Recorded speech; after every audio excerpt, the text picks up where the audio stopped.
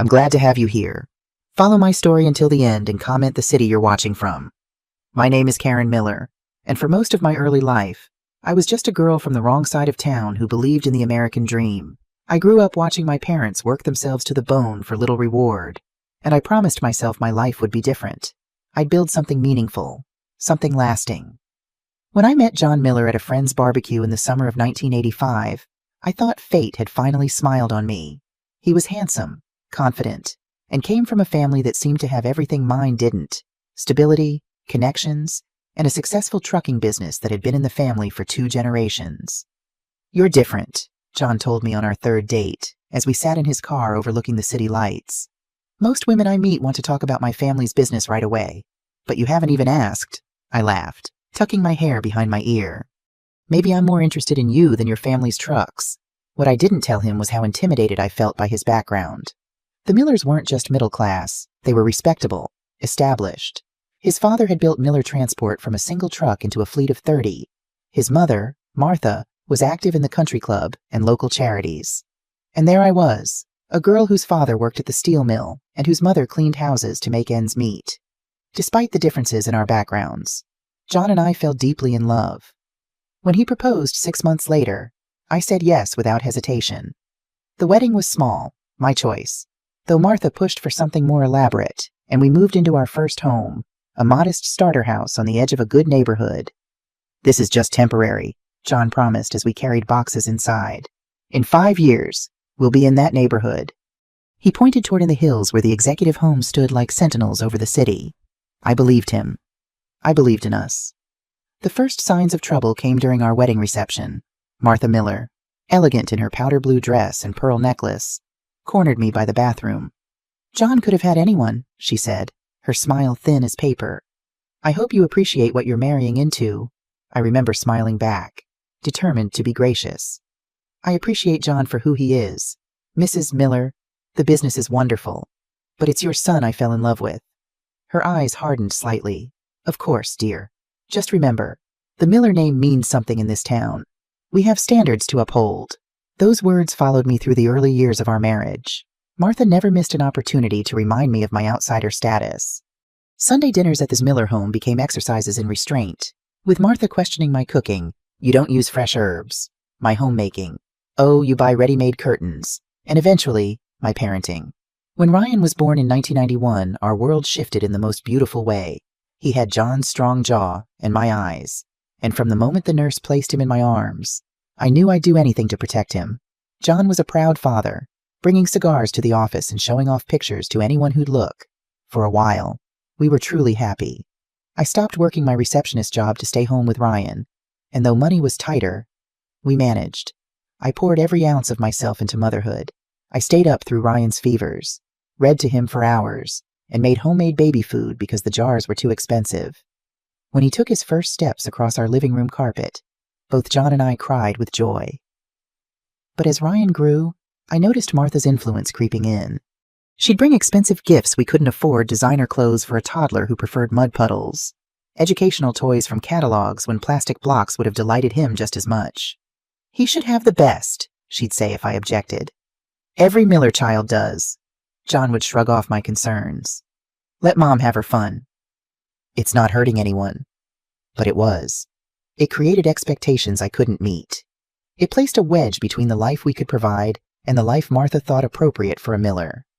By the time Ryan was 4, the trucking company was facing its first serious challenges. Newer, larger logistics companies were undercutting Miller Transport's rates, and fuel costs were rising. John began bringing work home, spreading papers across our kitchen table after Ryan was in bed. "We'll weather this," he assured me, but the worry lines on his forehead deepened each month. I offered to return to work, but John refused.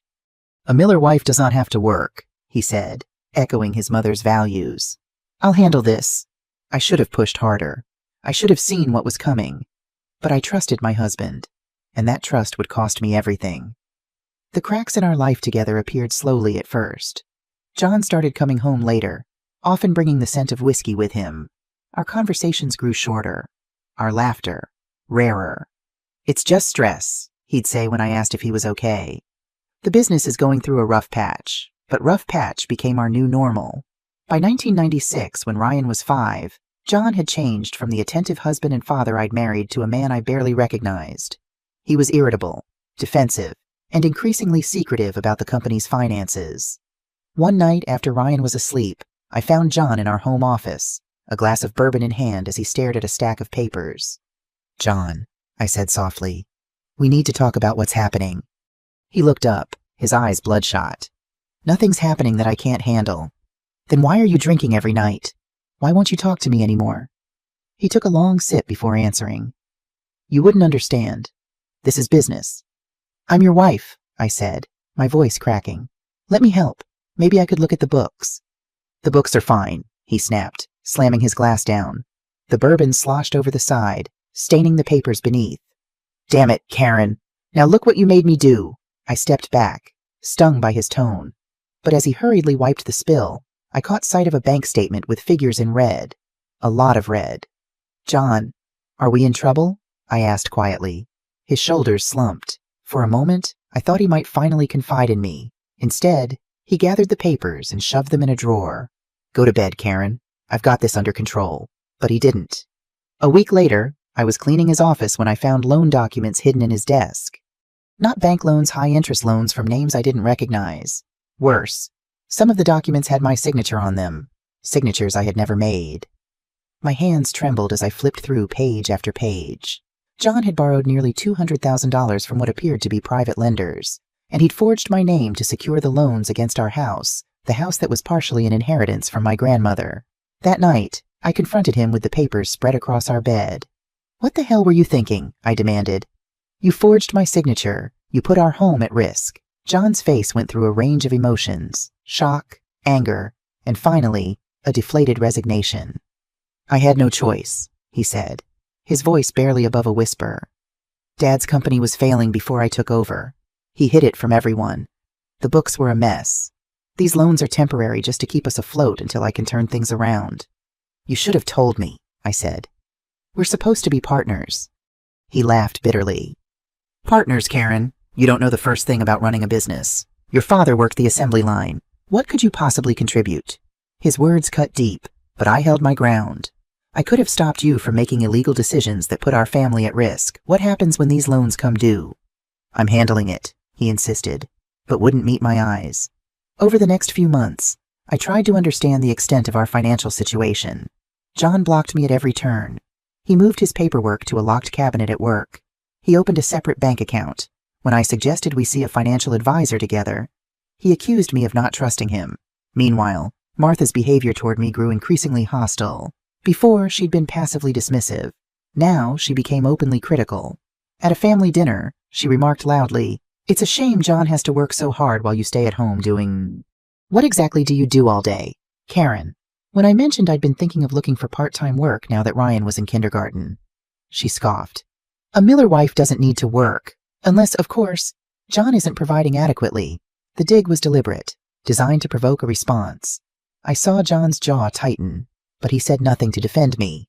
Later, I overheard Martha talking to John's sister in the kitchen. "That girl is dragging him down," she said. "She's never understood our family's position. Now look, the business is struggling. And what does she contribute? Nothing. Just another mouth to feed." The words "wretched woman" began as a whispered nickname among the Millers. I first heard it from John's brother at a Christmas gathering when he thought I was out of earshot. "Here comes the wretched woman," he murmured to his wife as I entered the room carrying a tray of cookies I'd baked from scratch. The nickname spread. It became Martha's preferred way to refer to me when speaking to other family members. Never to my face, that would be too direct, too confrontable. Always just within earshot. Always dismissible as a misunderstanding if I called it out. I tried to shield Ryan from the growing tension, but children sense when something is wrong. He became quieter around his father, more clingy with me. At night, he'd sometimes climb into our bed, squeezing between us like he was trying to hold our family together through sheer physical force. "Why is Daddy always mad?" he asked me one afternoon as we walked home from his bus stop. "Daddy's just worried about work," I said, squeezing his small hand. "He loves us very much." Even as I said it, I wondered if it was still true, if John loved us enough to stop whatever dangerous financial game he was playing before it destroyed us all. Then came the morning that changed everything. It was a Tuesday in March 1997. I was making breakfast when the phone rang. It was Diane from the bank, a woman I knew from my old job. "Karen," she said, her voice unusually formal. "I'm calling about the withdrawals from your joint savings account." "What withdrawals?" I asked, feeling a chill spread through my chest. "There have been several large withdrawals over the past 2 weeks. I thought you knew." I gripped the counter to steady myself. "How much?" "Almost all of it," she replied softly. "About 37,000. Karen, is everything okay?" I thanked her and hung up, my mind racing. That account held Ryan's college fund and our emergency savings, money I'd contributed to from my inheritance and years of careful budgeting. When I confronted John that evening, his reaction terrified me. "You had no right to check up on me," he shouted, his face contorted with rage. "That money is keeping us from bankruptcy." "It was our safety net," I cried. "Ryan's future." "There won't be a future if the business fails," he snarled. Then, seeing the horror on my face, his tone softened slightly. "Look, I'll pay it back, with interest, but I needed it for an opportunity that will save everything. Trust me on this." But I couldn't. Not anymore. The next day, while John was at work, I drove to his office. I had never used the key he'd given me for emergencies, but this qualified. I needed to see the books for myself. What I found was worse than I imagined. The company ledgers showed massive debt, far beyond what the business could support. There were irregular entries, payments to companies I'd never heard of, and what looked like 2 sets of books, one official, one not. As I photographed pages with shaking hands, the office door opened. It was Martha. "What do you think you're doing?" she demanded, her voice like ice. I straightened, heart pounding. "Trying to understand what's happening to my family." Her laugh was cold. "Your family? The Millers have been building this legacy for generations before John made the mistake of bringing you into it." "John is forging documents and taking out illegal loans," I said. "He's emptied our savings. This isn't about legacy, it's about breaking the law." Something flickered in her eyes, fear. Perhaps, but it was quickly replaced by calculation. "You always were a liability," she said. "I told John from the beginning that you weren't Miller material. Now you prove it sneaking around, spying, ready to betray your husband at the first sign of trouble." "I'm trying to protect my son," I shot back. "And John, too, from whatever hole he's digging for himself." Martha stepped closer, her perfume cloying in the small office. "Listen carefully. Karen, you will go home. You will say nothing about this to anyone. The Millers handle their own problems, and we certainly don't need some trailer trash girl telling us how to run our affairs." I gathered the photographs I'd taken. "I won't let John destroy our future. Either he comes clean and we fix this together, or I'm taking these to an accountant." Her eyes narrowed. "You do that, and you'll regret it. Family stands together. Karen, even wretched women like you should understand that." I left with the evidence in my purse, unaware that I had just triggered a chain of events that would tear my life apart. That was the last normal day I would have for a very long time. 2 days later, they came for me. It was morning. I had just dropped Ryan off at kindergarten and returned home to clean up breakfast dishes. The knock at the door was firm, authoritative. 2 men in suits stood on my porch, flanked by a uniformed officer. "Karen Miller," one asked, showing a badge. "I'm Agent Peterson with the Financial Crimes Division. We have some questions about Miller Transport." My heart pounded as I led them to the living room. "What's this about?" "We're investigating financial irregularities," Agent Peterson said, his tone neutral, but his eyes assessing. "Specifically, funds that appear to have been diverted from business accounts for personal use, along with suspected tax fraud and misrepresentation to lenders." I took a deep breath. "I just discovered some of this myself." "My husband, Mrs. Miller," the second agent interrupted. "We have evidence that you've been heavily involved in the company's financial operations. Documents with your signature appear throughout the irregular transactions." "Those aren't my signatures," I protested. "John forged them. I can prove it." Agent Peterson exchanged a glance with his colleague. "We'd like you to come downtown to answer some questions." "Of course," I said, relieved they were listening. "Let me just call my mother-in-law to pick up Ryan from school." "That won't be necessary," the agent said. "This might take a while." What followed was 7 hours of questioning in a sterile room that smelled of coffee and floor cleaner. I explained everything: the forged signatures, the hidden loans, the emptied savings account. I showed them the photos I'd taken of the books, pointing out inconsistencies. The agents listened, took notes, but their expressions remained unreadable. When I mentioned Martha's confrontation at the office, one of them frowned. "Mrs. Miller, Are you suggesting your mother-in-law was aware of these activities? She must have been, I said. The whole family works in the business. Just then, the door opened, and a new agent entered, whispering something to Peterson. His face hardened. Mrs. Miller, we've just executed a search warrant at your home, he said. Would you like to explain why we found $50,000 in cash hidden in the back of your closet, behind your clothes? The blood drained from my face. That's impossible. There's no money in my closet. We have photographs, he said, sliding a picture across the table. There it was, bound stacks of bills in a shoebox I'd never seen before, sitting on the floor of my closet. That's not mine, I said, my voice rising. Someone planted that. John or his family, they're setting me up. But I could see in their eyes they didn't believe me. Why would they? The desperate housewife claiming conspiracy was a cliché as old as time. What I didn't know then was that while I sat in that interrogation room, John was building a wall between me and freedom. He told investigators I had handled the company's books for years. He provided emails later proven to be backdated, showing me giving instructions about financial matters. He claimed the irregular transfers were my idea, to fund a secret gambling addiction. Most devastatingly, he told them I had threatened to take Ryan and disappear with the company's money if he ever exposed me. By evening, I was no longer answering questions. I was being charged with multiple felonies: fraud, embezzlement, tax evasion, and money laundering. As they processed my arrest, I kept asking, "What about Ryan, please? My son needs me. He's only 6. Your husband has been notified," an officer told me. "He's arranging care for your son." The thought of Ryan coming home to find me gone was unbearable. "Please," I begged, "let me at least call and tell him I love him." They denied my request. Policy, they said.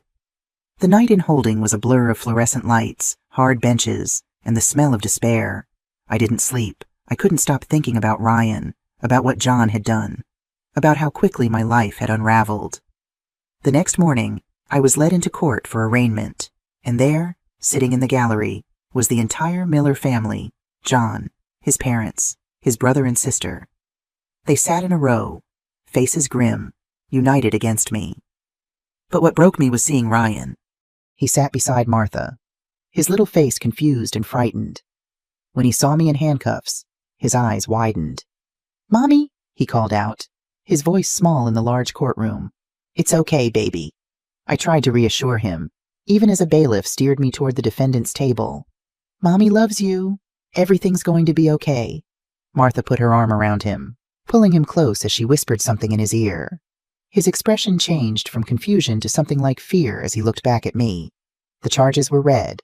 Bail was set at an amount I couldn't possibly afford, and I was remanded to custody. As they led me out, I looked back at my family. John wouldn't meet my eyes. Martha stared coldly, and Ryan, my beautiful boy, was crying, reaching for me as Martha held him back. "Mommy," he screamed. "Don't leave me." I fought against the bailiff's grip, desperate to reach my son. "I love you, Ryan. Be brave for Mommy, I'll come back for you." Martha pulled him toward the exit. The last thing I saw was her bending down to speak to him, her hand firmly on his shoulder as she led him away from the mother he would soon be taught to forget. The trial was a farce. The public defender assigned to me was overwhelmed with cases and underprepared. John had hired a prestigious law firm that methodically dismantled my credibility. They portrayed me as a gold digger who had married John for his family's money and grew desperate when the business faced difficulties. They presented the forged signatures as genuine, using a handwriting expert with impeccable credentials who testified they matched my writing. Former employees of Miller Transport came forward with stories clearly coached about how I had interfered in business operations, despite having no official role. Old friends suddenly recalled conversations where I'd complained about money and spoken of taking control of the company's finances. But the most damaging testimony came from John himself. He took the stand looking appropriately devastated, a man betrayed by the woman he loved. "I trusted her completely," he said, his voice breaking for effect. "She was my wife, the mother of my child. I never imagined she could do something like this." When asked why he hadn't noticed the financial irregularities sooner, he sighed deeply. "Karen handled our personal finances and gradually took over more responsibilities at the company. I was focused on operations and clients. She was smart. She knew exactly how to hide what she was doing." The prosecutor asked, "And when did you become aware of the extent of the fraud?" John looked directly at me for the first time. "When the FBI contacted me, It was the worst day of my life. I had to face that the woman I married had not only betrayed me and our business, but had put our son's future at risk. I watched from the defendant's table, numb with disbelief. This stranger with my husband's face was systematically destroying me with lies, and the jury was believing every word. My attorney did his best during cross-examination, but John was well prepared. He answered questions with just the right mix of regret and righteous indignation. When confronted with the fact that I had no access to business accounts without his authorization, he claimed I'd obtained his passwords by spying on him. The final blow came when Martha testified. She spoke of welcoming me into the family despite my different background, of mentoring me, of loving Ryan deeply. Then, with perfect theatrical timing, she dabbed at her eyes with a monogrammed handkerchief. "The hardest part," she said, looking at the jury, "is knowing how this will affect my grandson. Ryan adored his mother. Now he asks every day when she's coming home, and I don't know what to tell him." I wanted to scream that she was lying, that she had never welcomed me, that she was probably poisoning Ryan against me at that very moment. But my attorney had warned me repeatedly to control my emotions, that outbursts would only reinforce their portrayal of me as unstable. So I sat, hands clenched so tightly my nails cut into my palms, and watched Martha Miller perform her role as the grieving grandmother. When the jury returned after just 4 hours of deliberation, I knew it was over. The foreman avoided my gaze as he delivered the verdict, guilty on all counts. The judge, a golf buddy of John's father I would later learn, sentenced me to 7 years in federal prison. As he announced the sentence, he added a personal rebuke that made it clear he saw me as particularly despicable. "Mrs. Miller, you have not only committed crimes against society and the tax code, but you have betrayed the trust of a family that welcomed you. Most reprehensibly, you have deprived a young child of his mother through your selfish actions. I sincerely hope you use your time in prison to reflect on the damage you have caused." As the bailiff approached to take me away, I finally broke. "I didn't do this," I shouted, looking directly at John. "Tell them the truth. Think about what you're doing to Ryan." John looked away, his arm around his mother's shoulders. "Please," I begged as the bailiff took my arm. "Let me say goodbye to my son, please." But Ryan wasn't in the courtroom. I later learned Martha had deemed it too traumatic for him to see the sentencing. I was led away in handcuffs, with no chance to hold my child one last time, to tell him I loved him, to promise I would come back. That day, Karen Miller ceased to exist in the eyes of society. I became inmate number 87392, a cautionary tale, the woman who betrayed the respected Miller family, the wretched woman.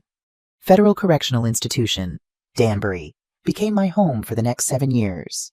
I entered those gates in a daze, still unable to process how completely my life had been stolen from me. The intake process was humiliating: strip searches, delousing, medical exams conducted with clinical detachment. They took my wedding ring, the locket with Ryan's picture, the small gold cross my grandmother had given me. In return, I received a prison uniform, slip-on shoes, and a thin blanket that smelled of industrial detergent. That first night, lying on a narrow bunk in a cell shared with a woman who snored loudly and muttered in her sleep, I stared at the ceiling and wondered if this was a nightmare I might wake from. The reality was too brutal, too absolute to comprehend. But morning came, and with it, the harsh routine of prison life. Counts, meals, work assignments, more counts. Days bled into each other, marked only by the changing of guards and the muted shift of seasons glimpsed through barred windows. For weeks, I went through the motions like a ghost. I ate without tasting, walked without seeing, spoke only when necessary. Other inmates gave me a wide berth, recognizing the hollow-eyed shock of the newly incarcerated. The only thing that kept me tethered to sanity was Ryan. I wrote to him every day letters filled with memories of our time together, with questions about school and friends, with assurances that Mommy loved him and would come home someday.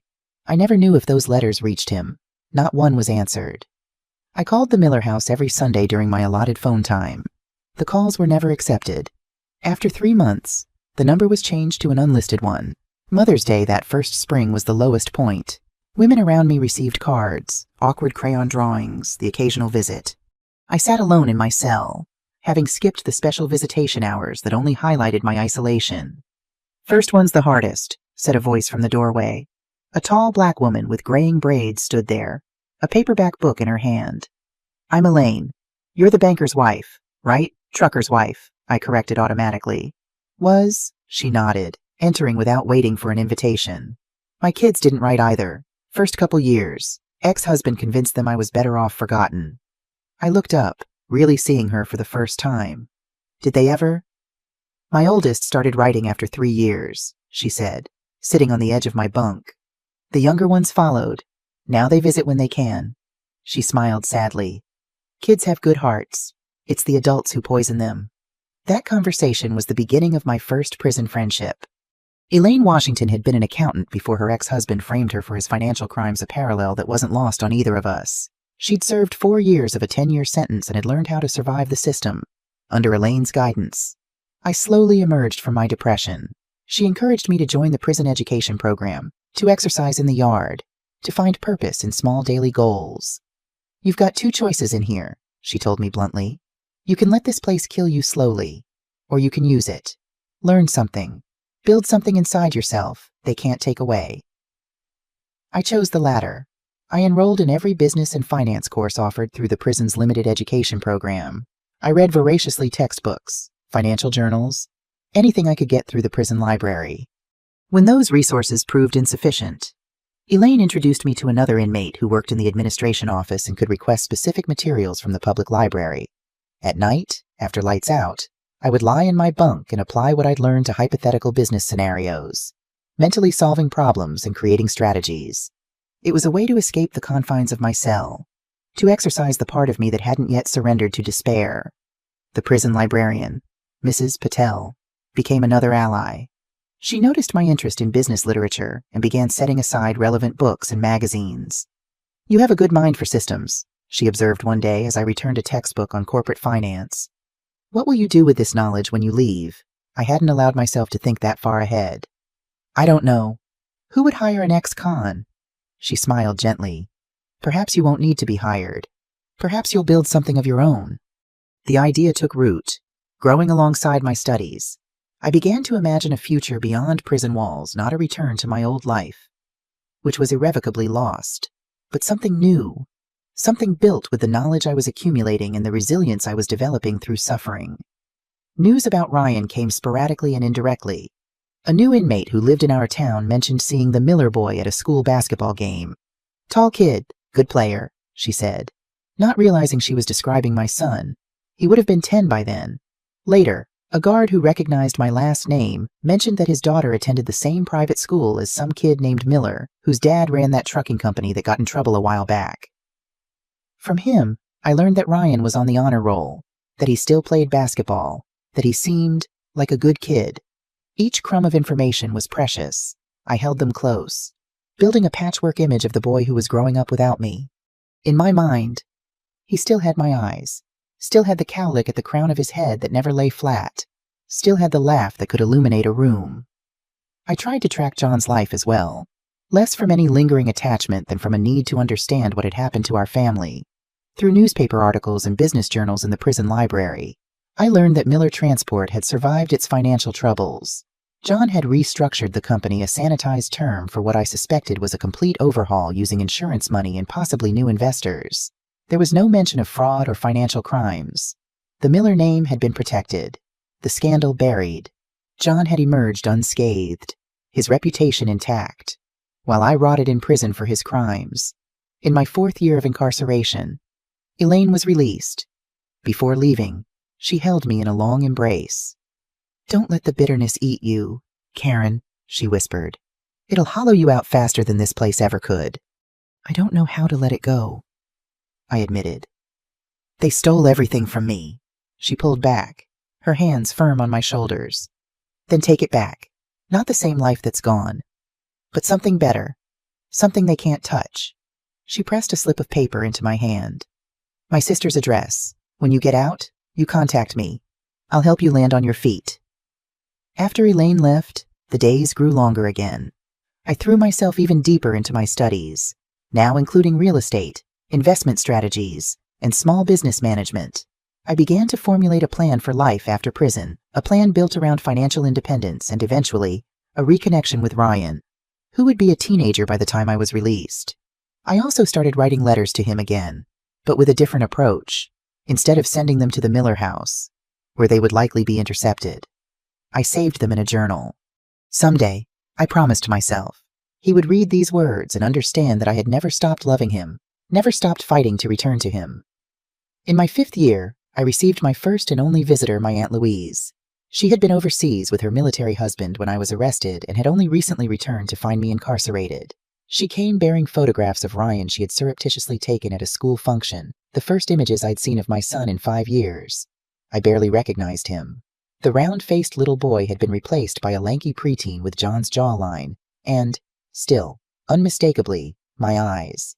He was wearing a private school uniform and standing with a group of friends, laughing at something out of frame.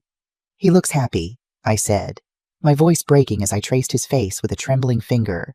"He seems to be," Aunt Lou confirmed. I couldn't get too close without raising suspicion. The Millers are still influential in town. "Does he ever ask about me?" Aunt Lou's hesitation told me everything before she spoke. "Karen, honey, from what I can gather, he's been told a story about you, not the truth." "What story?" I demanded, though I already knew. "That you embezzled money, that you were going to abandon him and John, that you didn't love him enough to stay." She reached for my hand across the visitation table. "It's not true, and someday he'll know that." I pulled my hand away, anger flaring. "Someday he's being raised on lies. They've poisoned him against me. You have to survive this," Aunt Lou interrupted firmly. "You have to get out of here with your mind intact and your spirit unbroken. Then you can fight. But not now. Not from in here." She was right. Of course. Prison had taught me patience, if nothing else. I had to bide my time, prepare for the day I would walk free. And then only then could I begin to reclaim what was left of my life. The final 2 years of my sentence passed in a gray monotony punctuated by small victories. I completed a business certificate program through a prison education initiative. I mentored newer inmates, teaching basic financial literacy. I worked in the prison library, cataloging books and occasionally ordering new ones that would help my ongoing self-education. And I planned, hour by hour, day by day. I refined my strategy for life after release. I had no illusions about the challenges I would face as a convicted felon. Jobs would be scarce, housing difficult, and social acceptance nearly impossible. But I had knowledge now, and a clarity of purpose that comes only from having everything stripped away. 3 weeks before my release date, I received a letter from Elaine. Inside was a bus ticket to Chicago, where she now lived, and a note: "A room is waiting, so is a fresh start." On March 15, 2004, I walked out of FCI Danbury with nothing but a plastic bag containing the clothes I'd worn to prison now hanging loosely on my thinner frame, $40 in gate money, and the bus ticket from Elaine. No family waited to greet me. No friends stood by with welcome signs. I was 42 years old, a convicted felon, and invisible to the world that had once been my home. The woman who had entered prison, the trusting wife, the devoted mother, the person who believed in fairness and justice was dead. In her place stood someone harder, someone forged in betrayal and isolation. As the prison gates closed behind me, I made a silent vow. The Millers had called me the wretched woman and made it my identity for 7 years. They thought they had destroyed me. They thought I would disappear into the margins of society, a footnote in their family history. They were wrong. I wasn't just going to survive, I was going to rise. And when I did, the name Karen Miller would no longer be whispered with contempt. It would be spoken with respect. And someday, it would be spoken with fear by those who had tried to bury me. The private investigator's interest in my affairs was more than a fleeting concern. It became a shadow that followed me through each business decision. I began operating with even greater caution, using multiple layers of LLCs for new acquisitions, and eliminating any paper trail that might connect Karen Miller to my growing real estate empire. My business strategy evolved from cautious expansion to deliberate diversification. If one part of my operation came under scrutiny, the others needed to remain intact. I established separate business entities for different geographical regions, hired regional managers who had no knowledge of my other operations, and maintained strict compartmentalization of financial information. With James Thompson's continued mentorship and investment connections, I identified opportunities for growth in markets where the Millers had no presence. Charlotte, Houston, and eventually Chicago's northern suburbs became focal points for KM accommodations. "You're building something remarkable," James told me during one of our quarterly review meetings. "Most people with your background would be satisfied with mere survival. You're creating generational wealth. I smiled at the irony. Without a generation to pass it to, what's the point? James studied me thoughtfully. This is still about your son. Everything is about Ryan, I admitted. I've missed his childhood. I won't miss his adulthood. In the fall of 2009, 5.5 years after my release, I faced my first major business crisis when the global financial recession hit the travel and hospitality industry. Bookings dropped precipitously across all properties, threatening the cash flow I needed for mortgage payments and operational costs. I called an emergency meeting with my key staff and investors, presenting a bold pivot strategy. Short-term rentals are vulnerable during economic downturns, I explained, pointing to charts showing declining occupancy rates. But corporate housing and mid-term rentals remain stable. Companies still relocate employees. Consultants still need accommodations for projects, and individuals going through life transitions still need temporary housing. I proposed converting a portion of our properties from nightly rentals to monthly furnished accommodations, targeting corporations with rotating staff and professionals on temporary assignments. The move required additional investment in more durable furnishings and longer vacancy periods during the transition, but promised more stable income. Some investors balked at the additional costs during an already precarious time. I stood firm. This isn't just about surviving the recession, I argued. It's about emerging stronger on the other side. Companies are cutting travel budgets but still need people on the ground. We can offer them a 30% savings compared to hotels while maintaining higher margins than traditional landlords. James backed my plan, convincing the more hesitant investors. She hasn't been wrong yet, he reminded them. I'm increasing my stake. The pivot worked. While many short-term rental operators went under during the recession, KM accommodations maintained profitability, albeit with tighter margins. Our corporate clients signed longer contracts, providing stable cash flow that saw us through the worst economic conditions. By 2010, we were positioned to acquire distressed properties at bargain prices from over-leveraged landlords desperate to sell. I was careful to target properties with sound fundamentals in neighborhoods likely to recover quickly, buildings near hospitals, university campuses, and stable corporate headquarters. My business methods remained conservative and cash-focused. While others rushed to leverage cheap debt for acquisitions, I maintained substantial cash reserves and kept loan-to-value ratios low. The financial collapse had taught me that leverage was a double-edged sword that could destroy everything in a downturn. You're being too cautious, one investor complained during a particularly heated meeting. We could triple our holdings with the lending terms available now. I spent 7 years in prison for financial crimes I didn't commit. I replied evenly. I won't risk anyone else's future on excessive debt, no matter how attractive the terms appear. The statement silenced the room. It was the first time I'd referenced my past so directly with my business associates. Most knew pieces of my story through James, but hearing it stated plainly changed the dynamic. After that meeting, 2 investors pulled out, uncomfortable with the perceived risk of my background. 3 others increased their stakes, impressed by my prudence and integrity. James pulled me aside afterward. That took courage, he said.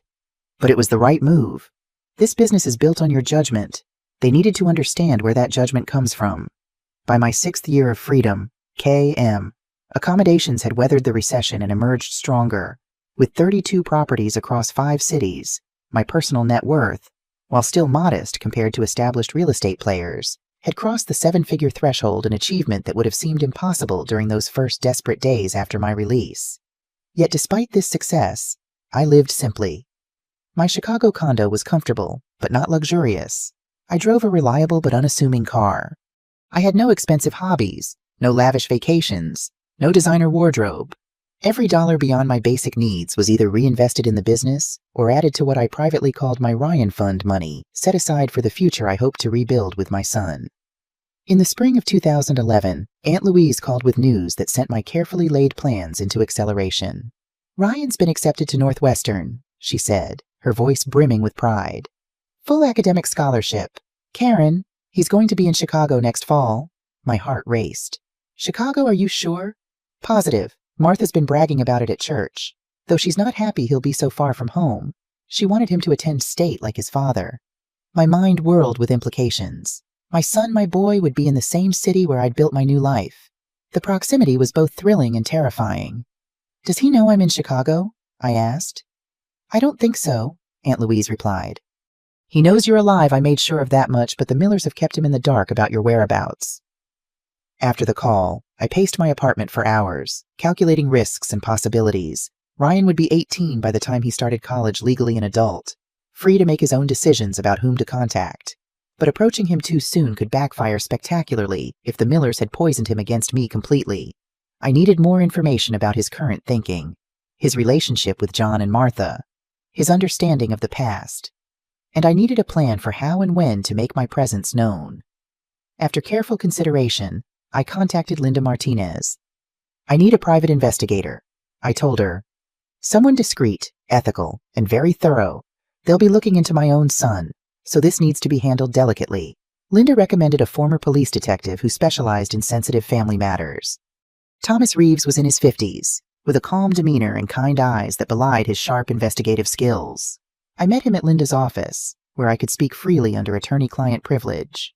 I want to be absolutely clear, I said after explaining my situation. I'm not stalking my son. I'm trying to understand the environment he's been raised in and his current state of mind before I approach him.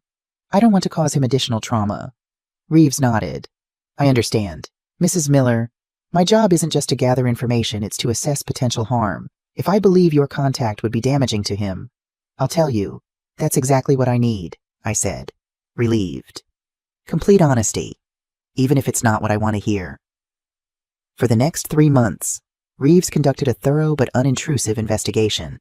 He observed Ryan at school events, interviewed teachers and coaches under the pretext of a college security clearance, and gathered public information about the Miller family's current circumstances. His final report was comprehensive and illuminating. Ryan Miller appears to be a well-adjusted young man on the surface, he wrote. Academically gifted, particularly in mathematics and economics, socially reserved but not isolated. No signs of substance abuse or serious behavioral issues. That was the good news. The more concerning findings came in the assessment of Ryan's family dynamics. Subject's relationship with John Miller is distant. They speak infrequently, with John missing most of his son's significant events. Multiple sources describe John as uninvolved in parenting. John has remarried and has 2 young children with his current wife. The revelation that Ryan had half-siblings hit me hard. Children who would know their father in ways Ryan never had. Children whose mother hadn't been erased. Subject's relationship with Martha Miller is more complex. The report continued. She maintains significant control over his daily life, educational decisions, and social circle. Multiple sources described her as overbearing and possessive.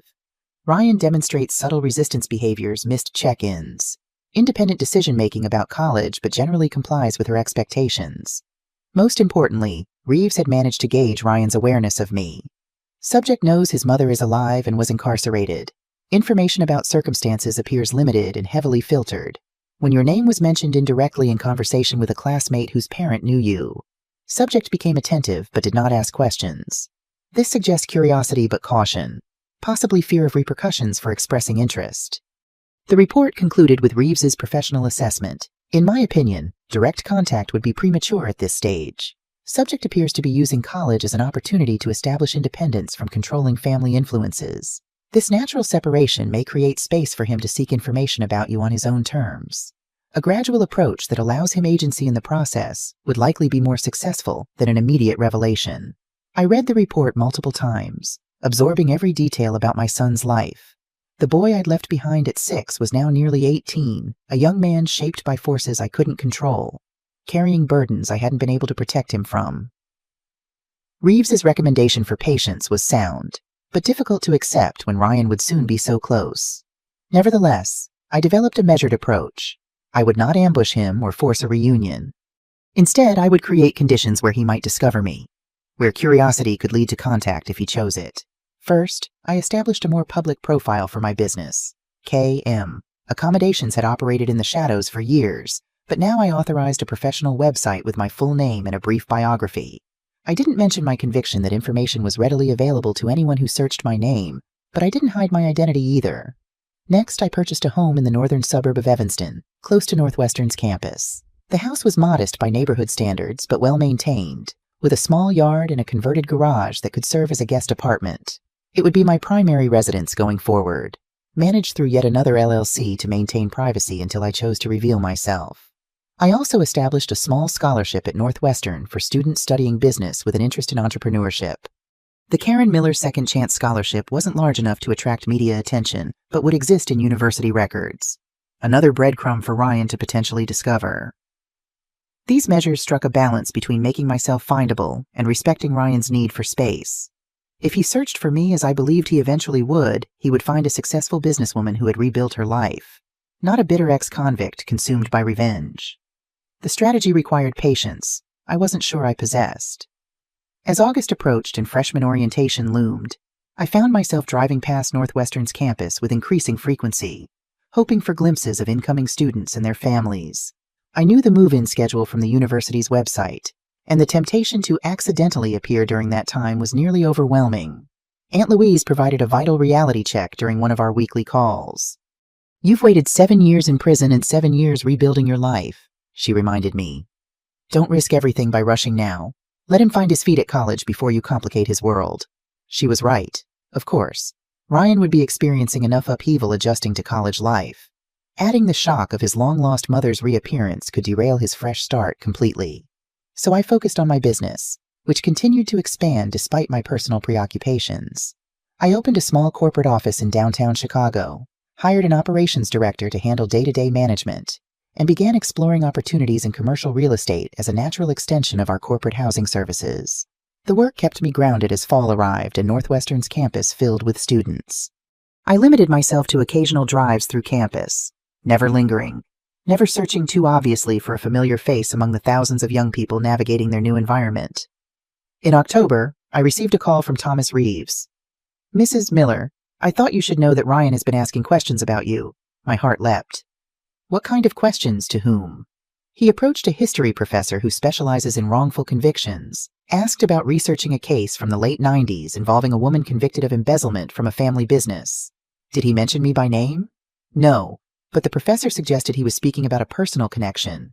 Ryan didn't confirm or deny it. The news was both encouraging and concerning. Ryan was curious enough to seek information, but cautious enough to maintain deniability. Was he afraid of his grandparents' reaction if they discovered his interest? Or was he simply protecting himself emotionally from painful history? "There's more," Reeves continued.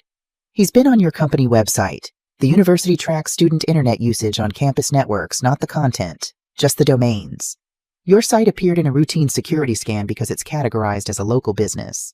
So he knows I'm in Chicago," I said, my voice barely above a whisper. "It appears so. Whether he's made the connection to your proximity to campus, I can't say." After Reeves's call, I doubled my efforts to maintain a low profile around campus while ensuring I remained discoverable through normal channels. I authorized a small profile of KM, accommodations in a business publication, mentioning our corporate housing solutions for visiting professors and university affiliates. I attended a Chamber of Commerce event where Northwestern representatives were present. I created breadcrumbs without forcing a trail. In December, as students prepared for winter break, I received another update from Reeves. Martha Miller arrived yesterday to help Ryan pack for the holiday. They had lunch at a campus cafe, and according to my source, the conversation became heated. Ryan left abruptly, and Martha followed, visibly upset. "Do you know what they argued about, Yon?" "Not specifically, but Ryan was overheard saying, 'I'm old enough to make my own decisions.'" Martha responded with something about "that woman" and lies. My stomach clenched. Had Ryan mentioned me? Had he discovered more than I realized? "There's one more thing," Reeves added. "Ryan isn't returning home for the entire break. He's staying with a roommate's family in Michigan for part of it." This appears to be a new development. Martha was clearly surprised and unhappy about the arrangement. The information confirmed what I had hoped. Ryan was establishing independence, creating distance from the controlling influence of his grandmother. It was a natural part of growing up, but in our complicated circumstances, it represented a critical shift in power dynamics. As winter deepened, I maintained my patient approach, focusing on business expansion and community integration in Evanston. I joined the local business association, made charitable donations to neighborhood initiatives, and carefully constructed the life of a successful entrepreneur with roots in the community. In February, a snowstorm hit Chicago with unusual ferocity, dumping nearly 2 feet of snow and shutting down much of the city. Northwestern canceled classes, and students found themselves unexpectedly confined to campus or nearby housing. I was at home in Evanston, working remotely and watching the snow pile up outside my windows, when my phone rang with an unlisted number. Hello, is this Karen Miller of KM Accommodations? The voice was young, male, and hesitant. Yes, this is Karen, I replied, setting aside my laptop. How can I help you? My name is Ryan Miller. I think you might be my mother. The world stopped. My carefully laid plans, my measured approach, my years of patience all rendered irrelevant by 6 simple words. My son had found me, and he had taken the step I hadn't dared to take. Yes, I said, my voice miraculously steady despite the earthquake happening in my chest. I am your mother. Ryan? The silence that followed felt eternal. I could hear his breathing, slightly uneven, and imagined him sitting in his dorm room, perhaps looking out at the same snowscape I was seeing. I've been researching you, he finally said. For months now. I found the court transcripts, news articles, your business website. I even drove by your office once. I know, I admitted. I hired someone to keep an eye on you, not to interfere, just to understand how you were doing. I wanted to approach you, but I was afraid of causing you more pain. Another silence, shorter this time. Grandma Martha said you abandoned us, that you stole from the company and were planning to leave the country without me, that you told the police you never wanted to be a mother. The familiar pain of those lies cut deep, but I kept my voice calm. None of that is true. Ryan, I loved you more than anything in this world. I wrote to you every week from prison. I tried to call. When I was released, I rebuilt my life with one purpose, to reach a point where I could safely reconnect with you. Dad never talks about you, he said, his voice taking on a harder edge. When I asked questions growing up, he changed the subject or left the room. Grandma was the one who told me everything, or what she claimed was everything. Your father had his reasons, I said carefully, unwilling to vilify John despite everything. We both made choices. The difference is that mine were made for me, not by me. Why should I believe you over them? He asked, the question direct but not hostile. You shouldn't, not without evidence, I replied honestly. I can show you documents, introduce you to people who knew the truth, share letters I wrote that were never delivered. But Ryan, I don't want to overwhelm you or force you to choose sides right now. You reached out to me, that's enough for today. The tension in his voice eased slightly. I found a photograph in the attic at Grandma's house last summer.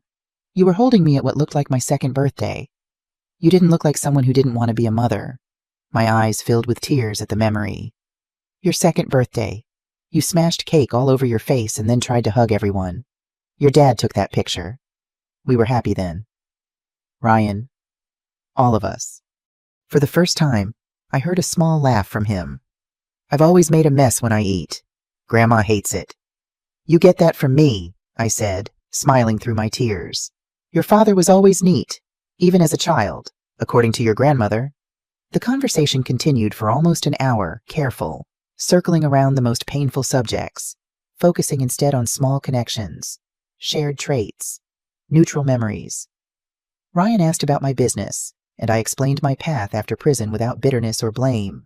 I asked about his studies, his friends, his interests, and listened with hungry attention to every detail.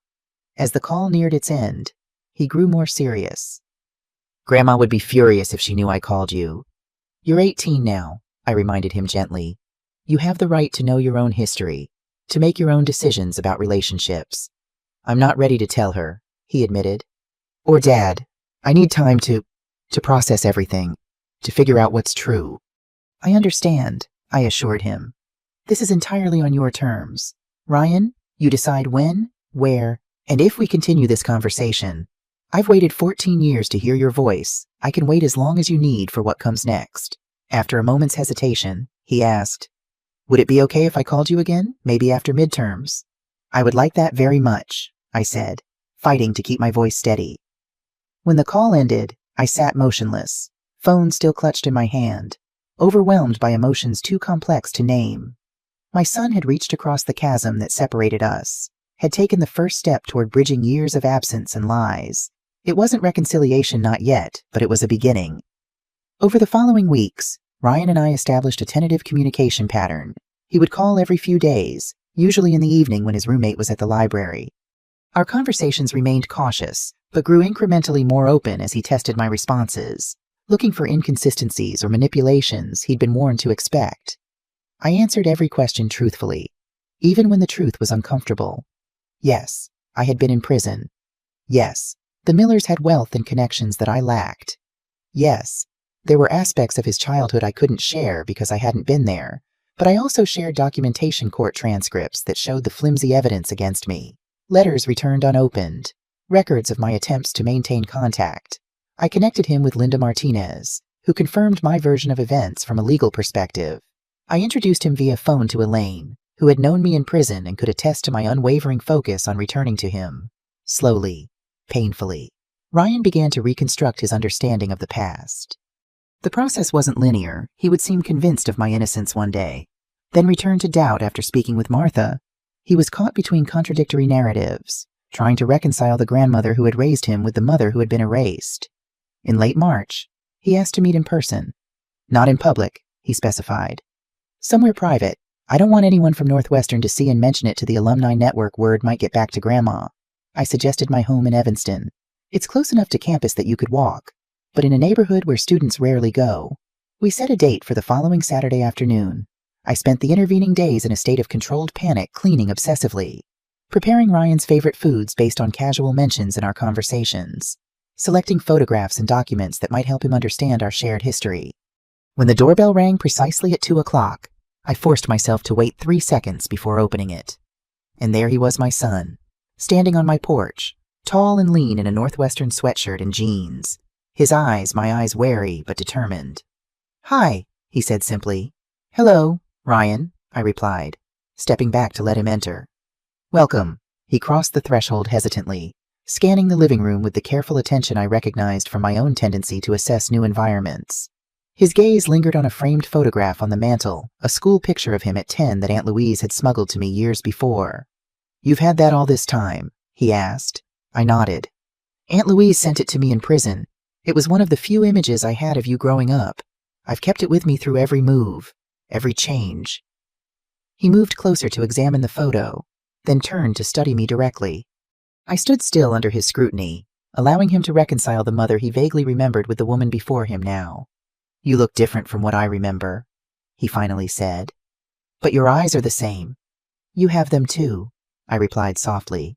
"Your father's jawline, but my eyes. You always did." The afternoon unfolded with careful conversation over cookies and iced tea, reviewing documents I'd gathered, looking at the few photographs I had from our time as a family.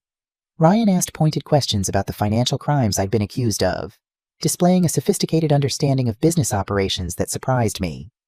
"I've been studying finance and accounting," he explained when I commented on his knowledge.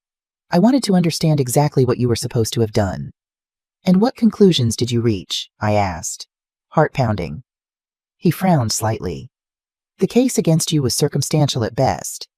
The signatures on key documents don't match your known handwriting from earlier records, and the timing of certain transactions conflicts with alibis you had, like being at my kindergarten play when a wire transfer was initiated from the office computer." His analytical approach, free from emotional entanglement, had allowed him to see what the jury had missed or had been led to ignore. I felt a surge of pride at his intelligence and thoroughness. "There's something else," he continued, his expression darkening. "Last year, I overheard Dad arguing with Grandma about the business. He said something about the same mistake twice and how he couldn't take the fall again. Grandma told him to lower his voice, that I might hear. The implications hung between us. Ryan had begun to suspect the truth even before finding evidence of my existence. "I'm not asking you to condemn your father," I said carefully. "Whatever happened, he's still your father." Ryan's jaw tightened, John's expression on my son's face. "A father who let my mother go to prison for his crimes. Who let me believe lies about you my entire life. People make terrible choices when they're afraid," I said, though the justification felt hollow even to my ears. "Your father was trying to save the business, his family's legacy. He made a desperate decision, and then couldn't find a way back from it." Ryan stood abruptly, pacing the living room. "Don't defend him. Not to me." I watched him move, this young man who had been formed in my absence, who carried burdens I couldn't lighten and anger I couldn't soothe. For all our careful rebuilding of facts, the emotional terrain between us remained largely uncharted. "What happens now?" I asked softly.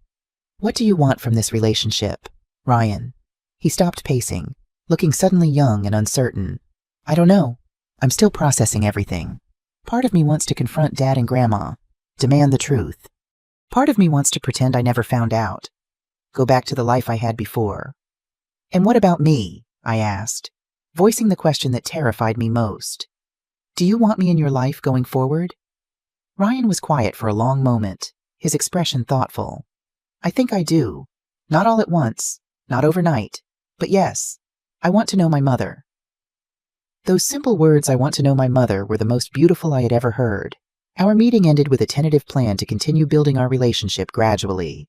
Ryan would maintain his normal contact with the Millers while privately getting to know me. We would meet weekly when his schedule allowed, text or call in between, and navigate the complicated emotions that would inevitably arise.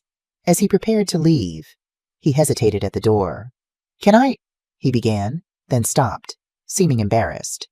What is it? I encouraged. Can I hug you? Is that weird after all this time? In answer, I opened my arms. He stepped forward awkwardly, and I embraced my son for the first time in 14 years. He was no longer the small boy I could lift and carry, but a young man taller than me, with shoulders broadening into adulthood. Yet when his arms closed around me, something ancient and primal clicked into place, the recognition between mother and child that transcends time and absence. When we separated, both wiping away tears, I saw a flash of the 6-year-old who had screamed for me in that courtroom doorway. The wound wasn't healed, might never fully heal, but we had taken the first step towards something new.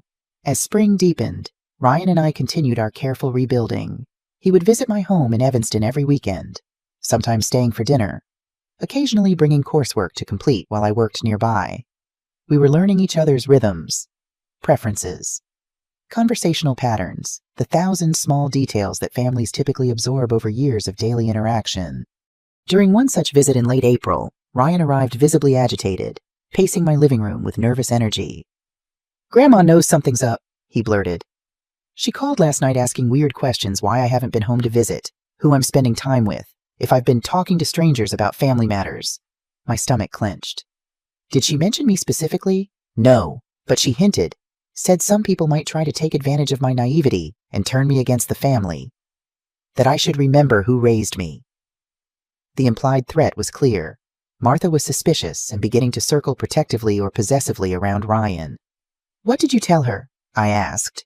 That I'm busy with school, making new friends. The usual college stuff. He ran a hand through his hair, John's gesture, one I remembered from our early years together. I hate lying, but I'm not ready for that confrontation. Not yet. I understood his hesitation. Martha Miller was a formidable opponent, and her influence over Ryan's life remained significant. A premature confrontation could force him to choose sides before he was emotionally prepared to do so. We have time, I assured him. You set the pace for all of this, Ryan. But time, it turned out, was a luxury we didn't have. The following week, as Ryan was leaving my house, a car slowed on the street outside a black Lincoln with tinted windows. Ryan froze on the sidewalk, his expression shifting from confusion to alarm. That's Grandma's car, he whispered, turning back toward my door. She must have followed me. Before he could retreat, the car door opened, and Martha Miller emerged elegant as always in a tailored suit, her silver hair perfectly styled, her expression a mask of cold fury. She hadn't aged as much as I expected in 14 years. Money and meticulous self-care had preserved her well. Ryan, she called, her voice carrying clearly in the quiet neighborhood. Get in the car, now. I stepped onto the porch beside my son, facing the woman who had orchestrated my destruction, who had poisoned my child against me for more than a decade. Our eyes met across the lawn, and the recognition that flashed in hers confirmed my suspicions. She had known I was in Chicago all along. Hello, Martha, I said calmly. It's been a long time. Her lips thinned to a bloodless line. Stay away from my grandson, you wretched woman. Ryan, I said get in the car. Ryan stood his ground, his shoulder brushing mine in a gesture that felt like solidarity. No, Grandma, I'm not going anywhere. We need to talk, all of us. Martha's carefully maintained composure slipped, revealing the panic beneath her anger. There's nothing to talk about. This woman is a convicted felon who tried to steal from our family. She abandoned you. She has no right to be in your life. That's not true, Ryan replied, his voice steady despite the tremor I could feel in his body. I've seen the evidence. I know what really happened. Evidence? Martha scoffed. Fabrications and excuses from a woman desperate to rewrite history. Your father, My father isn't here, Ryan interrupted. He never is when it matters, but I am, and I'm old enough to hear both sides and make my own judgments. I placed a gentle hand on Ryan's arm. Let's take this inside, I suggested. The neighbors don't need to witness a family dispute. Martha looked horrified at the suggestion. I will not enter that woman's house. Ryan, if you don't come with me now, there will be consequences. Your tuition is covered by scholarship, he finished for her. And I'm legally an adult. Your threats don't work anymore. Grandma, the standoff continued for several tense moments. Finally, Martha straightened, smoothing her jacket with practiced precision. Very well, you've made your choice. For now. But don't expect this matter to end here. She turned her cold gaze to me. You won't get away with this, Karen. Not again. With that cryptic warning, she returned to her car and drove away, leaving Ryan and me standing on the sidewalk in the aftermath of the confrontation we'd both been dreading. Ryan was shaking, reaction setting in now that the immediate crisis had passed. She's going to tell Dad. She'll try to cut me off financially. Emotionally, she's done it before with family members who cross her. I led him back inside, settling him on the couch with a glass of water. You stood your ground admirably, I told him. But Ryan, I don't want to be the reason you lose your family. If you need to step back from our relationship until things cool down. No, he said firmly. I'm done with secrets and lies. I've lived with them my entire life without realizing it. He looked at me directly. I want the truth, Mom, all of it. And I want them to face it too. It was the first time he had called me Mom since our reunion. Despite the circumstances, the word filled a hollow place inside me that had ached for 14 years. The confrontation with Martha accelerated everything. Within days, Ryan received calls from John, from Martha's lawyer, even from his father's new wife, all attempting to persuade him that he was being manipulated, that he should return to the family fold and cut contact with me. Ryan weathered the pressure with remarkable resilience, but the emotional toll was evident in the shadows under his eyes, in the way his grades began to slip. During one particularly difficult week, he stayed at my house rather than his dorm room, seeking refuge from the constant calls and texts. I never realized how controlling they were until I tried to break free. He confessed one evening as we sat on my back porch. Every decision, every friendship, every interest, Grandma had an opinion, an expectation. Dad went along with whatever she wanted. It's how she raised him, I said, understanding John more clearly now through the lens of our son's experience. Your father never stood up to her, even as an adult. It was easier to comply than to fight. Ryan's expression hardened. That's no excuse for what he did to you. To us. I didn't disagree. John's weakness had cost us everything, had robbed Ryan of his mother and me of my son's childhood. Yet hatred served no purpose now when we were trying to rebuild from ruins. As finals approached, bringing the academic year to a close, we faced a new challenge. Ryan had nowhere to go for summer break. The Millers had made it clear that he was unwelcome at home unless he severed ties with me. His scholarship covered academic terms, but not summer housing. Stay here, I offered without hesitation. I have the guest room. You could get a summer job locally, or an internship, maybe even work with my company if you're interested. The relief in his eyes was answer enough. Are you sure I don't want to impose? Ryan, having you in my home would be the opposite of an imposition. It would be a gift I never thought I'd receive. The decision made, we prepared for a summer of cohabitation, mother and son becoming reacquainted under one roof, navigating the everyday intimacies of shared space and daily routines. It wouldn't be easy after so many years apart, but it was an opportunity I had prayed for during long prison nights. What neither of us anticipated was Martha Miller's response to this arrangement. 2 weeks before the end of spring term, Ryan received a formal letter from a prestigious law firm representing the Miller family. They're suing you, he said incredulously, handing me the document. For defamation, emotional distress, and interference with family relations. They're claiming you've poisoned me against them with false accusations. I scanned the legal threats, my heart sinking. The Millers had significant resources and connections. The lawsuit itself might be baseless, but it could drag on for years, draining my finances and my energy. This is just the beginning, I told Ryan grimly. They'll use every tool at their disposal to separate us and protect their reputation. Ryan's jaw set in that determined line I was coming to recognize. Then we'll fight back, with the truth. His words were brave but naive. The truth was rarely enough in a system where money and influence often determined outcomes. I had learned that lesson at devastating personal cost. Still, we had advantages the Millers might not anticipate. My business success provided financial resources I hadn't had 14 years earlier. Linda Martinez was now an experienced attorney with connections of her own, and most importantly, Ryan was no longer a 6-year-old child but a young man capable of speaking for himself. As we prepared for the legal battle ahead, I realized that the empire I had built, the properties, the business structure, the financial security had been created for exactly this moment, not just to reclaim my son, but to defend him, to give him a foundation strong enough to withstand the storm that was coming. The wretched woman was gone.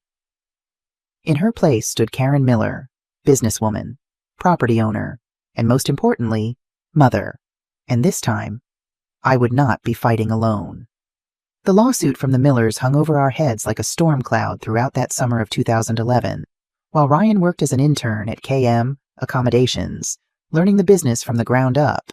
I met regularly with Linda Martinez to prepare our defense. The legal threats were serious but not insurmountable, especially now that I had resources to fight back. They're counting on intimidation, Linda explained during one strategy session. The Millers have always used their money and connections to control situations. They don't expect you to stand your ground. They don't know what prison teaches you, I replied grimly. Standing your ground becomes second nature when everything else is taken away. Despite the legal pressure, those summer months with Ryan were precious beyond measure. We developed routines: coffee together in the mornings before work, dinner discussions about business strategies, weekend explorations of Chicago neighborhoods neither of us had fully explored. The awkwardness between us gradually dissolved as we discovered shared traits: the same analytical approach to problems, the same dry sense of humor, even the same preference for organizing bookshelves by subject rather than author. It's weird how much we have in common even though we were separated for so long, Ryan remarked one evening as we prepared dinner together. Nature over nurture, I guess. Some connections can't be erased, I said, passing him the cutting board. Not even by 14 years of absence. August brought Ryan's 19th birthday, the first I had celebrated with him since he turned 6. I arranged a small gathering with the few people who had supported us: Linda Martinez, James Thompson and his wife, Aunt Louise, who flew in specially for the occasion. No grand gestures, just a home-cooked meal, thoughtfully chosen gifts, and the family my son had never known he had. As fall approached, bringing Ryan's sophomore year at Northwestern, we received unexpected news. John Miller had filed for divorce from his second wife and was seeking temporary residence in Chicago ostensibly for business reasons, though the timing suggested other motivations. He's coming to try to reconcile with you, I told Ryan when he showed me the email from his father. Martha's strategy of threats and legal action isn't working, so they're changing tactics. Ryan frowned, scrolling through the message. He says he wants to meet, to explain his side of things, that there's more to the story than I know. There always is, I acknowledged. The question is whether you're ready to hear it. Ryan considered this carefully. I think I need to. Not for his sake, but for my own. I need to understand why he did what he did, why he let me believe those lies for so long. I nodded, respecting his decision, though anxiety twisted in my stomach. John had always been persuasive, charismatic when he wanted to be. What if he managed to drive a wedge between Ryan and me? Just as we were building a relationship. I'll go with you if you want, I offered. Or wait nearby. Ryan shook his head.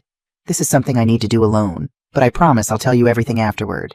The meeting was arranged at a neutral location, a coffee shop near Northwestern's campus. I drove Ryan there, waiting anxiously in my car a block away, ready to support him however he needed afterward. When he returned 90 minutes later, his expression was unreadable. He slid into the passenger seat silently, staring straight ahead. That bad? I asked softly. Worse, he replied, his voice tight. And better, in some ways. Can we go home before I tell you I need time to process? Back at the house, Ryan paced the living room, gathering his thoughts while I waited patiently. Finally, he sat heavily on the couch. He admitted everything, Ryan began, his voice flat. Not just the financial fraud that sent you to prison, but the whole setup, the forged signatures, the planted evidence, the cash in the closet. He said Martha orchestrated most of it, but he went along with it.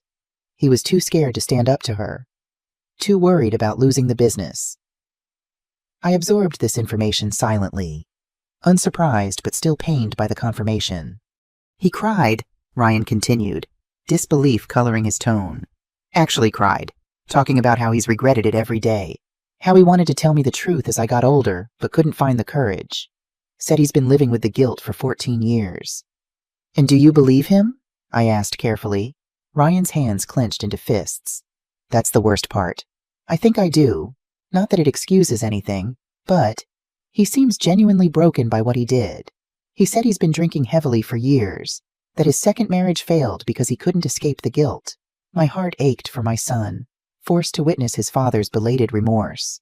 Did he say why he's coming forward now? He claims Martha's lawsuit was the last straw. Said he couldn't watch her try to destroy you a second time. Ryan laughed bitterly. He also mentioned he's been sober for 6 months and is making amends as part of his recovery program. I remained skeptical. John's timing seemed convenient, stepping in only after Martha's approach had failed, positioning himself as the repentant father rather than the coward who had sacrificed his wife and son's relationship for his own protection. What did he want from you? I asked, suspecting an agenda beyond confession. He wants to meet with both of us, to apologize to you in person. And, Ryan hesitated, he wants to testify against Martha if the lawsuit goes forward. He says he has documentation that proves she was the primary architect of the fraud that sent you to prison. The revelation stunned me. John turning against his mother was unprecedented. Martha had controlled him his entire life, had shaped his decisions, his marriage, even his parenting. That he would now betray her suggested either a profound change of character or a desperate attempt at self-preservation. What did you tell him? I asked. That I needed time to think about it, that I would discuss it with you.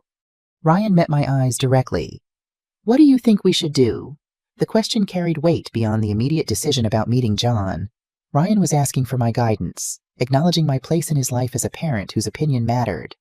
I think we should hear what he has to say, I said after careful consideration. Not because he deserves forgiveness, but because his testimony could help end this legal harassment. And because you deserve complete answers about your childhood. Ryan nodded slowly. That's what I was thinking too.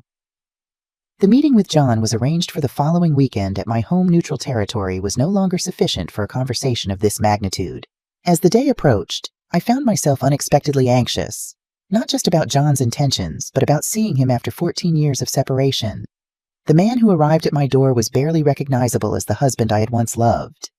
John Miller at 53 looked 15 years older, hair thinned and grayed, face lined and sagging, shoulders hunched as if perpetually bracing for impact. Only his eyes remained the same, that distinctive Miller blue that Ryan had fortunately not inherited.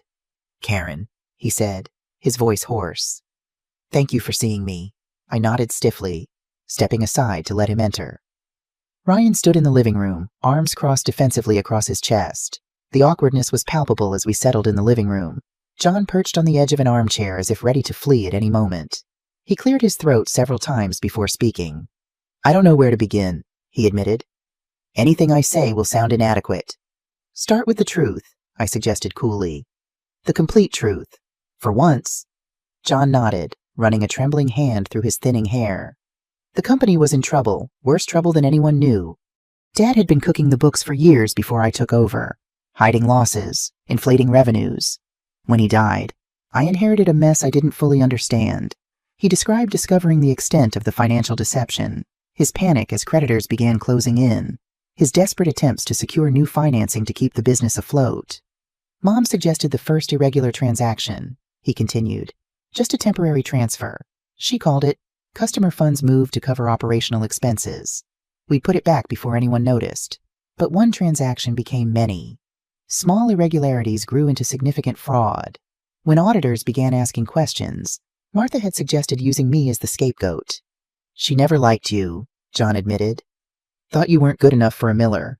Weren't trustworthy because you came from different circumstances. When we needed someone to blame, she immediately pointed to you. And you went along with it, Ryan interjected, anger vibrating in his voice. You let them arrest your wife, my mother, for something you did. John flinched visibly. Yes, I was a coward. I told myself it was to protect the business, to ensure your future. But the truth is, I was protecting myself. I was afraid of prison, afraid of disgrace. And once the lie started, I couldn't find a way to stop it. You could have told the truth at any point, I said, my voice steadier than I felt.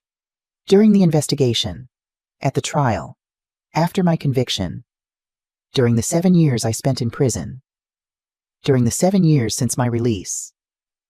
You had 14 years of opportunities to set things right. John, I know, he whispered, tears welling in his eyes. There's no excuse. I've lived with this guilt every day watching Ryan grow up without you, knowing what I'd stolen from both of you. Guilt didn't stop you from remarrying, from having more children, I pointed out. John's face crumpled. I thought I could start over, build a new life, but the past followed me. My drinking got worse. I couldn't connect with Ryan the way you had. I couldn't look at my new children without remembering what I'd done to my first family. His second marriage had collapsed under the weight of his alcoholism and emotional absence. His younger children barely knew him. The business had survived but never thrived, hampered by his inconsistent leadership and Martha's increasingly erratic financial decisions. Mom's been making the same mistakes that started all this, he explained. Taking out loans we can't repay, using one account to cover shortfalls in another. The business is on the brink again, and she refuses to acknowledge it. Is that why you're here? I asked bluntly. Because Martha's about to sink the company, and you need a lifeboat. John shook his head wearily. I'm here because I joined a 12-step program 6 months ago, and part of recovery is making amends where possible. I know I can never fully repair the damage I've done, but I had to try. For Ryan's sake, if not for yours. He reached into his jacket and removed a thick envelope. These are documents that prove what really happened. Bank records showing transactions in my name that were attributed to you. Emails between me and Mom discussing how to frame you. My own written statement confessing to everything. Ryan took the envelope, examining its contents with the careful scrutiny I recognized from our shared analytical nature. His expression remained guarded, but I could see the impact of his father's confession in the slight tremor of his hands. Why would you incriminate yourself like this? Ryan asked. These documents could lead to charges against you. The statute of limitations has expired on most of the financial crimes, John explained. I could still face perjury charges for my testimony at Karen's trial, but my lawyer thinks a judge would be lenient given the circumstances and my voluntary confession. He turned to me, meeting my eyes directly for the first time. I don't expect forgiveness. Karen, what I did is unforgivable, but I want you to have the vindication you deserve. I want Ryan to know the truth, and I want to stop Mom from hurting either of you again. The sincerity in his voice was unmistakable, though whether it stemmed from genuine remorse or desperate self-preservation remained unclear. Perhaps both motivations existed simultaneously in the broken man before us. What exactly are you proposing? I asked, setting emotion aside to focus on practicalities. I'll testify against Mom if the lawsuit goes to court. I'll make a public statement clearing your name. I'll do whatever you think is appropriate to set the record straight. He hesitated, then added, and I'd like a chance to rebuild some kind of relationship with Ryan, if he's willing. Ryan remained silent, his expression conflicted. The documents in his hands represented everything we had needed 14 years ago, evidence that could have prevented my conviction, preserved our family, protected his childhood. Their appearance now, while valuable for our legal defense, couldn't restore what had been lost. I need time to process this, Ryan finally said. All of it. John nodded, rising slowly. I understand. I'm staying at the Marriott downtown for the next month.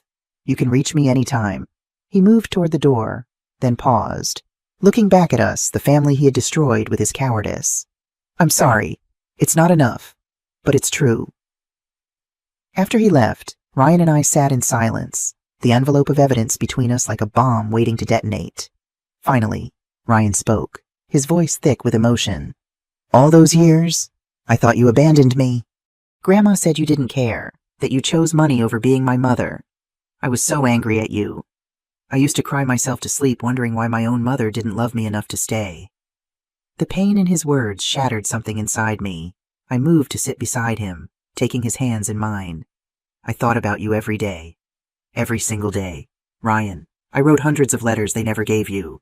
I celebrated your birthday every year alone in my cell. You were my first thought each morning and my last thought each night.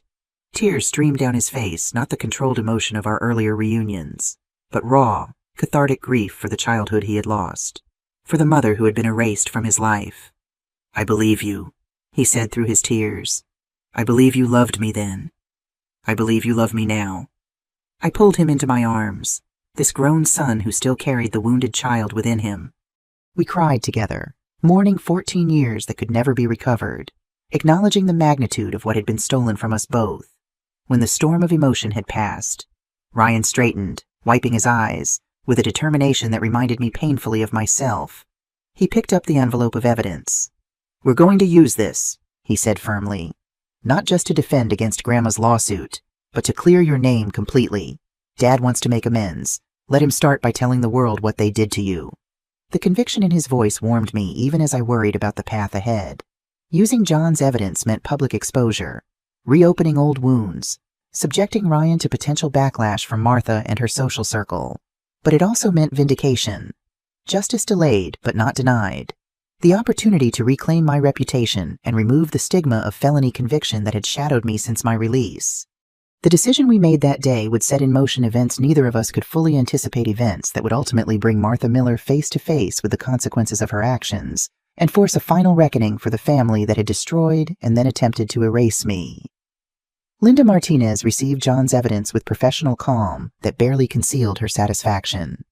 "This changes everything," she said, reviewing the documents with practiced efficiency. "We're no longer playing defense against Martha's lawsuit. We can counter-sue for malicious prosecution, defamation, alienation of affection between mother and child, the list goes on." The strategy we developed was comprehensive. First, use the evidence to force Martha to withdraw her lawsuit. Second, petition for my conviction to be vacated based on new evidence and John's confession. Third, pursue civil damages against both John and Martha for the harm their actions had caused. John, true to his word, cooperated fully. He provided additional documentation, sat for depositions, and made himself available to Linda and her team whenever needed, whether motivated by genuine remorse or self-preservation. His assistance proved invaluable. Martha's response to John's betrayal was swift and vindictive. She cut him off financially, removed him from the company's board of directors, and launched a smear campaign among family members and business associates, portraying him as an unstable alcoholic whose allegations couldn't be trusted. More concerning was her attempt to pressure Ryan, alternating between tearful pleas about family loyalty and thinly veiled threats about his future inheritance and reputation. "She called my academic advisor," Ryan reported grimly after one particularly aggressive move, "implied I was having mental health issues that might affect my performance, and suggested the university should monitor me." Such tactics might have worked when Ryan was younger and more vulnerable, but they only strengthened his resolve now. Each manipulation confirmed the pattern of control and deception that had defined his relationship with his grandmother. As our legal counteroffensive gained momentum, we remained vigilant about security. Martha's resources and connections made her dangerous, especially as she grew more desperate. I installed a security system at my home, ensured Ryan's dorm had proper protocols in place, and maintained careful documentation of all contact and threats. The preparation for legal battle consumed us through the fall semester. Ryan balanced his studies with depositions and meetings with attorneys, while I managed my business remotely, focusing primarily on our case. The strain was considerable, but we drew strength from each other and from the support network we had built. Linda with her legal expertise, James with his business acumen, Aunt Louise with her unwavering emotional support. In December, a breakthrough faced with overwhelming evidence and John's willingness to testify against her, Martha's attorneys proposed a settlement. The terms were significant withdrawal of her lawsuit, a substantial financial payment to compensate for my wrongful conviction, and a written statement acknowledging the false allegations against me. Linda presented the offer during a strategy meeting in my living room. "It's a good settlement," she advised. "Clean, comprehensive, and avoids a prolonged court battle that could drain resources and emotional energy." Ryan, who had become increasingly invested in seeing Martha face public consequences, looked dissatisfied. "She gets to avoid admitting everything in open court. She'll still control the narrative among her friends and in the community." "That's often the reality of high-profile settlements," Linda explained gently. "Complete public vindication is rare, especially when the opposing party has resources and connections." I studied the settlement terms carefully. The financial component was generous enough to cover all legal expenses and provide substantial compensation for my years of incarceration. The written statement, while carefully worded to minimize Martha's personal culpability, clearly exonerated me of all wrongdoing. Most importantly, the settlement included provisions for vacating my conviction, with John's sworn statement and the evidence he had provided. The district attorney had indicated willingness to support a petition to clear my record, removing the felony status that had restricted my options since release. "I think we should accept," I said finally. "This gives us what matters most: legal vindication and freedom from Martha's interference going forward." Ryan looked disappointed but nodded reluctantly. "If you think it's the right move, I'll support it." The settlement was finalized in January 2012. Martha signed the documents without meeting with us directly. Her capitulation communicated through layers of attorneys. The statement acknowledging my innocence was released to relevant parties, including Northwestern University, where Ryan had faced questions about his association with me. The petition to vacate my conviction proceeded smoothly with the district attorney's support. In March, a judge reviewed the new evidence, found clear grounds for wrongful conviction, and signed the order clearing my record. After 14 years, I was officially no longer a felon. The vindication brought profound relief, but also renewed grief for all that had been lost years that could never be recovered. Opportunities forever foreclosed. Relationships irreparably damaged. Ryan understood this complex emotional landscape better than anyone, recognizing that legal victory couldn't heal all wounds. "What now?" he asked as we sat together after receiving confirmation of the judge's order. "The lawsuit is gone. Your record is clear.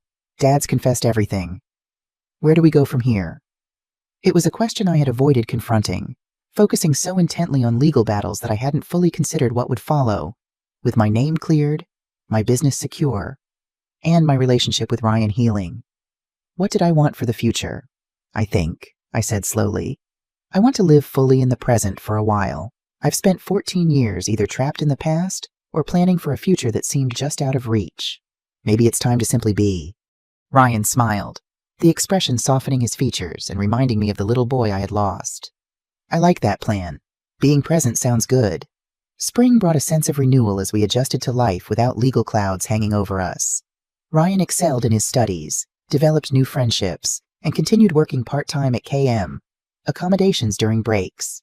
I expanded the business into new markets, established a foundation to support women re-entering society after incarceration, and began cautiously dating my first attempts at romance since John.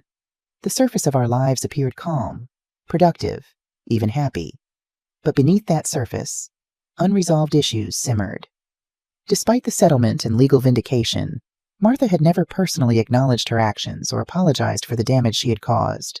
Ryan still struggled with anger toward both his father and grandmother, emotions that occasionally erupted during our conversations. And I still carried the invisible scars of prison hypervigilance, difficulty trusting authorities, moments of inexplicable panic in confined spaces. Legal exoneration couldn't erase the psychological impact of 7 years behind bars. In late April, an unexpected invitation forced us to confront these lingering issues. Ryan received an email from his cousin Jessica John's niece and Martha's granddaughter announcing her upcoming wedding in June. "She's invited both of us," Ryan said, showing me the message. "Specifically by name, she says she hopes the past can be set aside for one special day." I frowned, studying the wording. "That's unusual. Has Jessica reached out to you before about all this?" Ryan shook his head. "We were close as kids, but I haven't spoken to her since everything came out about you. Martha probably made sure of that." He scrolled through the message again. "The wedding's at Grandma's country club. She must know about this invitation." The implications were troubling. After months of legal battles ending in Martha's capitulation, why would she suddenly welcome me into her social territory? The country club represented the heart of her world, the exclusive society where the Miller name carried weight, where appearances mattered above all else. "It could be a genuine olive branch," I suggested, though I didn't believe it myself. "Or Jessica might be extending the invitation against Martha's wishes." "Or it's a trap," Ryan said bluntly. "A way to embarrass you publicly, to reassert control over the narrative." The possibility seemed all too plausible. Martha had lost the legal battle, but still commanded social influence in our hometown. The wedding provided an opportunity to undermine my vindication, perhaps by orchestrating some public humiliation or confrontation that would reinforce the wretched woman narrative she had cultivated for years. "We don't have to go," I pointed out. "We could send a gift? Make an excuse." Ryan considered this, then shook his head firmly. "No. If we decline, she wins. She gets to tell everyone we were too ashamed to show our faces, that the settlement was just legal maneuvering, not truth." His determination reminded me that the stakes extended beyond my personal vindication. Ryan had publicly aligned himself with me, had defended my innocence to family members who questioned his judgment. His reputation and relationships were also at risk. If we go, I said carefully, we need to be prepared for anything. Martha won't make this easy. Then we prepare, Ryan replied simply. Thoroughly. Over the following weeks, we developed what Ryan jokingly called Operation Wedding Crasher, a comprehensive strategy for attending Jessica's wedding with dignity and protection against Martha's potential machinations. First, we gathered intelligence. Through social media and conversations with sympathetic family members, we identified likely attendees, seating arrangements, and the overall schedule of events.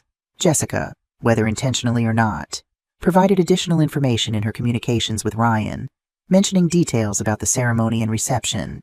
Next, we prepared logistically. I booked rooms at a hotel different from where most out-of-town guests would stay, arranged for a private car service instead of using the wedding shuttle, and ensured we had an independent exit strategy if things became uncomfortable. Most importantly, we prepared psychologically. Linda helped us role-play potential scenarios, Martha's cutting remarks, John's awkward attempts at reconciliation, curious or hostile questions from other guests.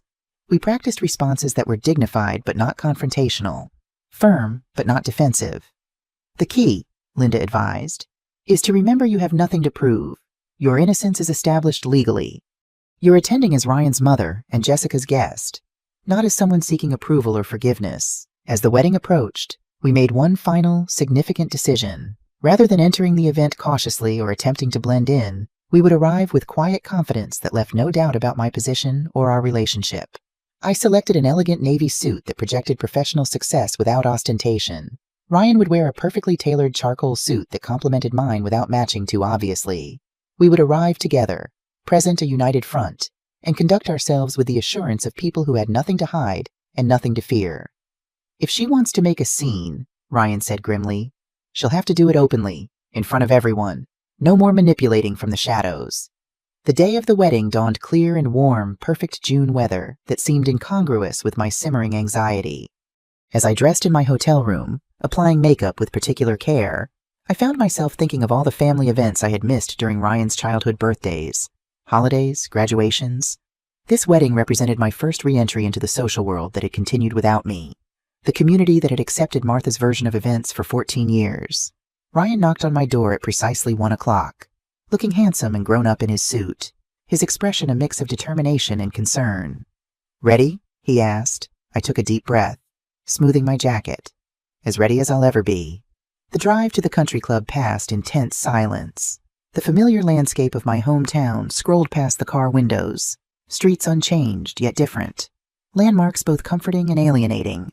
I had been a ghost here for 14 years, existing only in whispers and cautionary tales.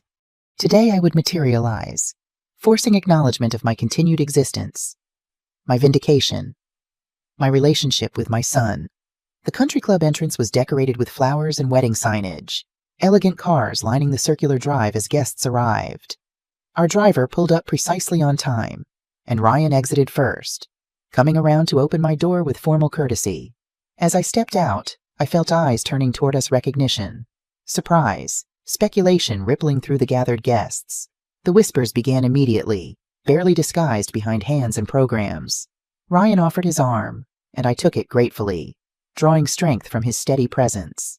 Together we walked toward the entrance, heads high, pace unhurried.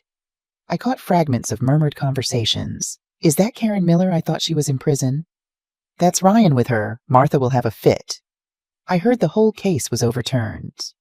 At the entrance, a young woman in a bridesmaid's dress consulted the guest list, her eyes widening as she registered our names. "Oh, yes, Ms. Miller and Mr. Miller. You're seated on the bride's side, row 5. We thanked her and moved into the ceremony space, an outdoor garden area with white chairs arranged in neat rows, a flower-covered archway at the front. Guests were already filling the seats, conversations faltering as they noticed our arrival. As we made our way to our assigned row, I spotted John standing near the front, speaking with his brother. He saw us and froze mid-sentence, his expression cycling through shock, apprehension, and something like resignation. He nodded slightly in acknowledgement, but made no move to approach.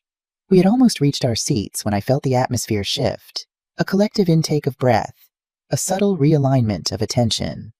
Martha Miller had entered the garden from a side path, resplendent in an expensive pale blue dress, a matching hat perched on her immaculately styled silver hair.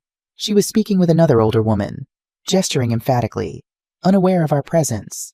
Then someone whispered in her ear. Her head snapped up, gaze locking onto us with laser precision. For a moment, time seemed suspended as our eyes met across the garden. The woman who had orchestrated my destruction, who had poisoned my child against me, who had nearly succeeded in erasing me completely. Martha's expression hardened, lips pressing into a thin line. Then, with remarkable control, she smoothed her features into a social mask, nodded curtly in our direction, and turned back to her conversation as if we were merely distant acquaintances, not worth further acknowledgement. The dismissal was deliberate, calculated to minimize our significance. Had I been alone, it might have landed as intended, reducing me once again to an inconvenient footnote in the Miller family story. But Ryan's warm hand on mine as we took our seats reminded me that I was not alone. Not anymore. The ceremony proceeded with traditional elegance, Jessica looking radiant in her gown, her groom beaming with happiness, the familiar rituals of vows and rings unfolding in the June sunshine. Throughout, I felt Martha's periodic glances from her front row seat, assessing, calculating, planning her next move. When the ceremony concluded and guests moved toward the reception area, Ryan kept me close, his body language protective without being obvious. We joined the receiving line to congratulate Jessica and her new husband, bracing for potential awkwardness. Jessica surprised me with her warmth. "Karen, I'm so glad you came," she said, clasping my hand in both of hers. "Ryan's told me so much about your reconciliation. It's wonderful you're back in his life." Her sincerity seemed genuine, her invitation perhaps not the trap we had suspected. "Thank you for including me," I replied. "Your ceremony was beautiful." Her new husband, Michael, shook my hand firmly. "Jessica's been hoping you'd come. She's always believed there was more to the story than what the family said." This revelation that not everyone in the Miller circle had accepted Martha's narrative unquestioningly was both comforting and painful. How many others might have offered support had they known the truth? The reception was held in the club's grand ballroom, tables arranged around a dance floor, flowers and candles creating an atmosphere of romantic celebration. Our table assignment placed us with distant relatives and friends of the bride, strategically separated from the immediate family. Martha's influence was evident in the arrangement, designed to acknowledge our presence while minimizing our interaction with her inner circle. Ryan and I maintained our dignity through dinner, making polite conversation with our table mates, some of whom cautiously asked about my business in Chicago or Ryan's studies. If they were curious about our estrangement and reconciliation, they kept such questions to themselves, following the unspoken rules of polite society that Martha had always championed. After the meal, as dancing began and guests circulated more freely, John approached our table. He looked uncomfortable but determined, maintaining a respectful distance as he addressed us. "Thank you for coming," he said, voice low. "It means a lot to Jessica." He hesitated, then added, "And to me?" Ryan's response was cool but not hostile. "We're here for Jessica, that's all." John nodded, accepting the boundary. "Of course." He glanced at me, guilt shadowing his features. "Karen, you look well. I'm glad things are better for you now." The inadequacy of the statement hung between us. Better after 14 years of destruction and rebuilding, after prison and alienation and struggle. But I recognized the attempt, however feeble, at acknowledgement. "Thank you, John," I replied simply.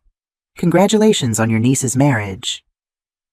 He lingered awkwardly, perhaps hoping for more, then retreated with a nod when nothing further was offered. As the evening progressed, I began to relax marginally. Perhaps Martha had decided that public confrontation was beneath her dignity, that ignoring us was the better strategy for maintaining her social position. We had survived dinner, congratulated the couple, even exchanged brief pleasantries with extended family members. The worst seemed to be over. Then, during a lull in the music, Martha made her move.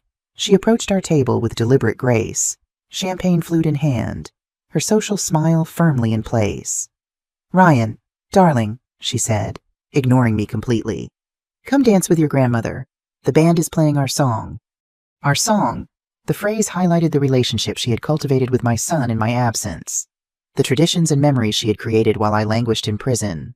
It was a subtle reminder of her 14-year advantage, of bonds forged while I was erased. Ryan glanced at me, concern in his eyes. I nodded slightly, encouraging him to handle the situation as he saw fit. This was his grandmother. However manipulative and destructive she had been, the choice to engage or withdraw was his alone. "I think I'll sit this one out, Grandma," he said evenly. "But thank you." Martha's smile didn't falter, but her eyes hardened. "Don't be silly. You've always danced with me at family weddings." She reached for his arm. "Come now. The song's already started." Ryan gently but firmly moved his arm beyond her reach. "Not tonight." The rejection was clear, public, and unmistakable. Martha's composure slipped for just an instant, a flash of fury crossing her features before she recovered. "Very well," she said, her voice tight. "Perhaps another time." She turned to leave, then paused, finally acknowledging me directly. "Karen, how interesting that you've chosen to attend. Not everyone would have the audacity to show their face after everything that's happened." The calculated insult hung in the air between us. Around the table, conversations faltered as guests pretended not to listen while absorbing every word. I met her gaze steadily. "Audacity is an interesting choice of word. Martha, I prefer to think of it as justice. Long delayed, but finally served." Her smile turned brittle. "Justice is a matter of perspective, isn't it? Legal maneuvering can produce all sorts of outcomes, but those who know the truth aren't so easily fooled." "On that point, we agree completely," I replied, maintaining my composure. "Those who know the truth aren't fooled. Not anymore." She leaned closer, voice dropping to ensure only our table could hear. "You think you've won, don't you? That piece of paper clearing your name? My son's pathetic confession. Ryan's temporary loyalty, you think that makes you one of us? I have never wanted to be one of you, Martha," I said quietly. "I only wanted what was rightfully mine, my freedom, my reputation, and my relationship with my son." "He will always be a Miller," she hissed. "No matter what lies you filled his head with. Blood tells, Karen, and yours was never good enough." Ryan stood abruptly, his chair scraping against the floor. "That's enough, Grandma. You've said more than enough." Martha straightened, surprise flashing across her face at his intervention. She had clearly expected him to remain silent, to observe the social niceties she had ingrained in him since childhood. "Ryan," she began, her tone shifting to wounded grandmother. "I'm only trying to protect you from my mother," he interrupted, voice controlled but firm. "The woman you framed for crimes she didn't commit, the woman whose relationship with me you destroyed through lies and manipulation. That's who you're protecting me from." Heads turned at nearby tables, attention drawn by the intensity in Ryan's voice despite his restrained volume. Martha glanced around nervously, acutely aware of potential witnesses to this family drama. "This isn't the time or place for such discussions," she said, attempting to regain control. "We can talk privately later." "No, I think this is exactly the right time and place," Ryan countered. "You've spent 14 years telling your version of events to everyone who would listen. You've painted my mother as a criminal, a negligent parent, a gold digger. You've hidden behind the Miller name and reputation to destroy her life and control mine." Martha's face paled. "Ryan, you're making a scene. Think of Jessica's wedding." "I am thinking of it," he said firmly.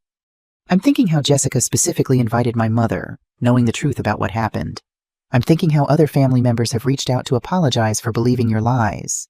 I'm thinking how this public event is the perfect place to finally acknowledge that Karen Miller was innocent of everything you accused her of." The confrontation had drawn attention from across the room. Guests were watching openly now, some moving closer to hear better, others pretending fascination with their desserts, while straining to catch every word. Martha must have realized the dangerous territory she had entered. Her carefully maintained narrative was crumbling publicly, her control of the family story slipping away with each word Ryan spoke. "This is most inappropriate," she said, voice brittle. "We'll discuss this at another time. When you're feeling more rational." Ryan shook his head. "There's nothing irrational about telling the truth. Grandma, Dad found the courage to do it.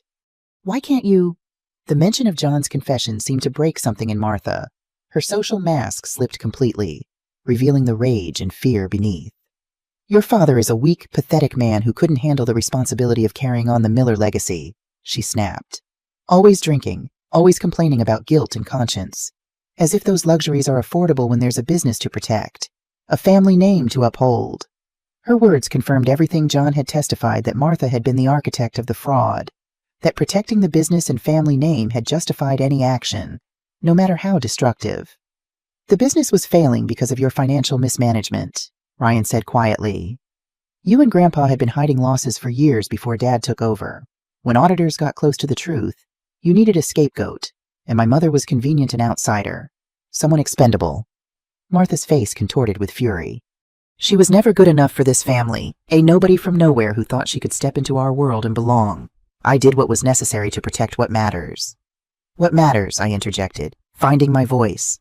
You sent me to prison, Martha. You took me away from my child. You poisoned my son against me. Was that what mattered? The Miller name mattered, she hissed. The legacy mattered. Ryan's future mattered. You were a footnote, a mistake John made that needed to be corrected. Her words hung in the silence that had fallen over our section of the ballroom. Even the most disinterested guests couldn't pretend not to hear now. Martha seemed to realize suddenly how public her confession had become, eyes darting to the surrounding tables where people sat in frozen shock. That is, she stammered, attempting to backtrack. You're twisting my words. I think your words were perfectly clear, Mrs. Miller, came a new voice. We turned to find Jessica standing nearby, her wedding gown gleaming under the ballroom lights, her expression a mix of sadness and resolution. Jessica, darling, this isn't, Martha began. I invited Karen specifically because I wanted to make amends, Jessica interrupted gently. I've suspected for years that the story about her wasn't true. When Ryan finally told me what really happened, I was ashamed that our family had done such a terrible thing. She moved to stand beside us, a symbolic alignment that couldn't be misinterpreted. Grandma, I love you, but what you did to Karen was wrong. What you did to Ryan was wrong. Using my wedding to try to reassert control over this narrative is wrong. Martha seemed to shrink before our eyes, her carefully constructed persona crumbling under the weight of public exposure. For the first time in my memory, she appeared her age, an elderly woman caught in her own web of deception and control. You don't understand, she whispered. I did what had to be done. No, Grandma, Jessica said firmly. You did what was easiest for you, and now you need to make it right. Martha looked around at the watching guests, at her granddaughter's disappointed face, at Ryan's resolute stance beside me. Whatever calculation she was making behind those pale blue eyes, she must have recognized defeat. I think I should retire for the evening, she said stiffly. I'm not feeling well. Without another word, she turned and walked away, her straight back and measured steps a final attempt at dignity. The crowd parted silently to let her pass, the weight of revelations hanging heavy in the air. As Martha disappeared through the ballroom doors, a collective exhale seemed to pass through the gathered guests. Conversations resumed in hushed tones. Glances darted our way, but the explosive confrontation had ended as abruptly as it began. Jessica reached for my hand. I'm so sorry that happened at my wedding, but I'm not sorry the truth is finally out. Everyone needs to know what was done to you. I squeezed her hand gratefully. Thank you for inviting us, for believing there was another side to the story. Family should be about love and support, not control and lies, she said simply. Then, with the resilience of a young bride determined to enjoy her wedding day, she smiled. Now I believe the band is playing my favorite song. Ryan, would you and your mother join us on the dance floor?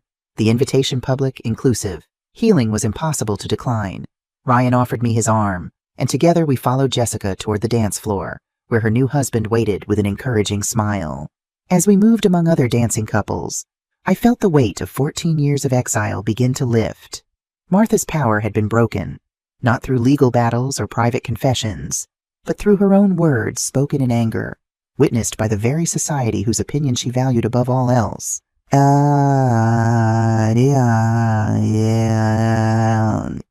Are you okay? Ryan asked softly as we danced, concern evident in his expression. I'm better than okay, I replied, surprising myself with the truth of it. For the first time since this all began, I feel completely free.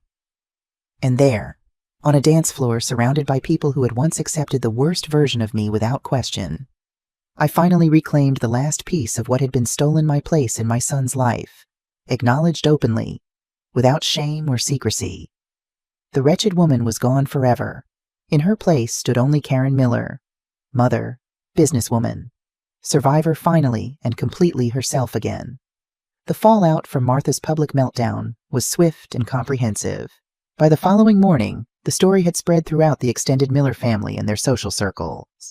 Martha's unguarded comments, witnessed by dozens of wedding guests, confirmed what John's legal testimony had already established, that I had been deliberately framed for crimes committed by others to protect the Miller family business and reputation. Martha retreated to her home immediately after leaving the wedding, refusing all visitors and phone calls, even her closest friends.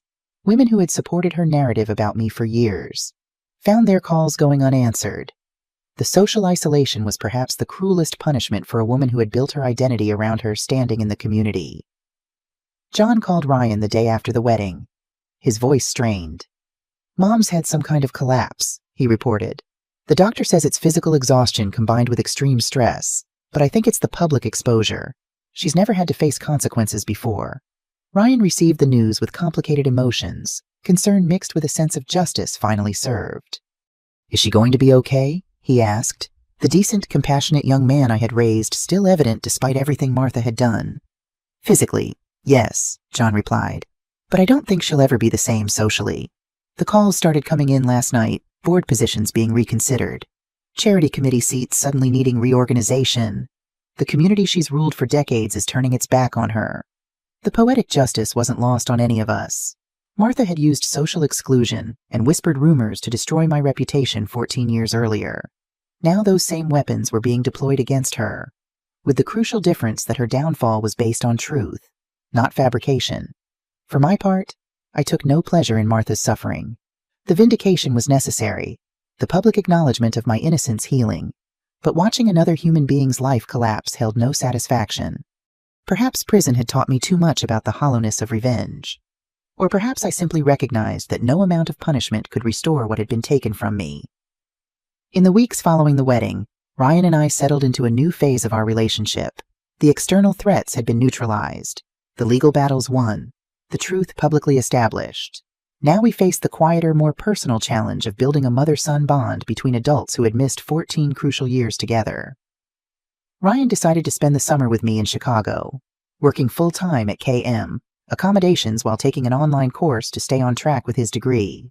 The daily proximity allowed us to develop routines and rituals that gradually felt natural rather than forced morning coffee on the back porch, discussing business strategies over dinner, weekend explorations of Chicago neighborhoods. "It's strange," Ryan observed one evening as we walked along the lakefront. "Sometimes I forget that we haven't always been like this. Then something will remind me of all the years in between, and it hits me all over again." I understood exactly what he meant. Our connection had developed its own rhythm, comfortable and intuitive, making the lost years seem simultaneously distant and painfully immediate. "I think that's how it will always be for us," I replied. "We can't pretend those years didn't happen. They shaped both of us, but we can build something new that acknowledges the past without being defined by it." Ryan nodded thoughtfully. "I've been thinking about that a lot, about how to move forward without forgetting, but also without letting it consume everything." "And what have you concluded?" I asked. "That maybe the best revenge, if that's even the right word, is to live well, to build something positive from everything that happened." His insight struck me as both wise beyond his years and perfectly aligned with conclusions I had reached during my own darkest moments. "That's exactly right," I agreed. "Living well is the only revenge worth pursuing." John continued to seek reconciliation with Ryan throughout that summer, calling regularly and suggesting meetings. Ryan approached these overtures cautiously, agreeing to occasional lunches but maintaining emotional distance. "I don't hate him," Ryan explained after returning from one such meeting. "I just don't know how to have a normal father-son relationship with someone who did what he did. Maybe someday, but not yet." I encouraged Ryan to keep communication open while establishing healthy boundaries. "Your relationship with your father is separate from what happened to me," I told him. "You get to decide what that relationship looks like based on what's best for you, not based on loyalty to me or obligation to him." My own interaction with John remained minimal and primarily focused on practical matters related to Ryan. We had reached a fragile peace, not friendship, certainly not reconciliation, but a mutual acknowledgement that our shared love for our son required civil cooperation. Martha's situation deteriorated further as summer progressed. The Miller Transport Company, already struggling before the wedding incident, faced a cascade of problems, creditors demanding immediate payment, business partners withdrawing from contracts, banking relationships under review. Without Martha's social connections to smooth over financial irregularities, the business structure began to collapse. In August, John called with news that the company had filed for bankruptcy protection and was likely to be sold to a competitor. It's the end of the Miller legacy, he said, his voice a mix of relief and grief. Everything my grandfather built, everything my parents protected at all costs, gone. The irony was inescapable. The business Martha had sacrificed me to save, had lied and manipulated to protect, had ultimately fallen anyway. All the damage she had caused to me, to Ryan, to our family, had been for nothing. News of the bankruptcy filing reached the business community in Chicago, where my success with K-Man accommodations had earned respect and recognition. Several colleagues commented on the contrast my rise from wrongful conviction to successful entrepreneur juxtaposed against the Millers' fall from prominence. You must feel vindicated, one business associate remarked during a Chamber of Commerce event, watching their empire crumble after what they did to you. I considered the comment carefully before responding. What I feel is gratitude for the opportunity to rebuild my life and reconnection with my son. The Millers' business troubles bring me no joy. That's very gracious of you, she replied, clearly surprised by my lack of gloating. Not gracious, I corrected gently. Practical. Holding on to bitterness requires energy I'd rather invest elsewhere. As summer drew to a close and Ryan prepared for his junior year at Northwestern, we discussed whether he should reconnect with Martha. He hadn't spoken to his grandmother since the wedding confrontation, maintaining distance while she dealt with health issues and business collapse. Part of me thinks I should check on her, Ryan admitted. Regardless of what she did, she raised me for 14 years, but another part feels like any contact would suggest forgiveness I'm not ready to offer. Compassion doesn't require forgiveness, I suggested. You can acknowledge someone's humanity, even check on their well-being, without condoning their actions. Ryan considered this distinction carefully. Maybe I'll send a card. Let her know I'm thinking about her without promising more than I can deliver. His maturity in navigating these complex family dynamics impressed me deeply. The boy who had been raised on lies had grown into a young man committed to truth and integrity, even when truth was painful and integrity came at a personal cost. In September, as Ryan moved back into campus housing for fall semester, Martha reached out directly for the first time since the wedding. She sent a handwritten letter to my Chicago address. How she obtained it remained unclear, with a simple request for a private meeting. I know I have no right to ask anything of you, she wrote in shaky but still elegant script. But there are things that need to be said between us. For Ryan's sake, if not for our own. I shared the letter with Ryan, unwilling to meet with Martha without his knowledge or consent. He read it thoughtfully, expression unreadable. Do you want to see her? He asked. I'm not sure, I admitted. Part of me thinks closure requires one final conversation. Another part wonders if any good can come from it. Ryan handed the letter back to me. I think you should go, but not alone. I'll come with you. You don't have to do that, I protested. This is between Martha and me. Nothing in this family has ever been just between two people. He pointed out with surprising insight. Everything that happened affected all of us. Maybe healing requires all of us too. We arranged to meet Martha at a neutral location, a private room at a restaurant halfway between Chicago and our hometown. Ryan insisted on these conditions to ensure the meeting wouldn't devolve into another attempt at manipulation or control. On a crisp October afternoon, we arrived at the restaurant 15 minutes early, both tense with anticipation. The private room was small but comfortable, with a round table that eliminated any head position where Martha might assert dominance. She arrived precisely on time, assisted by a caregiver who helped her to the table before discreetly withdrawing. The Martha Miller who joined us bore little resemblance to the formidable matriarch who had orchestrated my destruction, or even the elegant grandmother at Jessica's wedding months earlier. This Martha was diminished, physically smaller somehow. Her designer clothing hanging loosely on her frame, her once perfect hair simply styled without its former precision. Only her eyes retained their sharpness, taking in every detail of our appearance and the room's arrangement. Thank you for coming, she said, her voice softer than I remembered. Both of you. Ryan nodded stiffly. I managed a neutral, hello Martha, as we took our seats. An uncomfortable silence fell, broken only when a server entered with water and departed again. Martha's hands trembled slightly as she reached for her glass, the diamond rings she'd always worn now loose on her thin fingers. I won't waste time with small talk, she finally said. My health is failing. The doctors say it could be months or weeks, they can't be certain. Before I go, there are things that need to be said. Ryan shifted in his seat, his expression guarded but attentive. I maintained my composure, waiting for whatever revelations or justifications Martha felt compelled to offer. What I did was wrong, she stated flatly, surprising me with her directness. Not just legally or ethically wrong, but fundamentally, humanly wrong. I destroyed your life. Karen, I separated a mother from her child. I poisoned my grandson against you with deliberate lies. The admission, spoken plainly without qualification or excuse, momentarily robbed me of response. After 14 years of denial and deflection, Martha's sudden candor was disorienting. Why? Ryan asked, his voice tight with emotion. Why did you do it? Martha's gaze shifted to her grandson, sorrow evident in her expression. The simple answer is fear. Fear of losing the business my husband had built. Fear of social disgrace. Fear of failure. She paused, then added more quietly. And fear of losing control of you. Ryan. Me. Ryan's surprise was evident. I was just a child. You were the Miller heir, Martha corrected. The future of the family. And from the moment you were born, Karen had a bond with you that I envied. You looked at her with love I never saw in my own son's eyes. The revelation of jealousy as a motivating factor was both pathetic and illuminating. Martha hadn't just wanted to protect the business. She had wanted to secure her relationship with Ryan without competition from a mother whose natural connection she couldn't match. So you sent me to prison, I said, the words still painful to speak after all this time. You turned my child against me. You erased me from his life.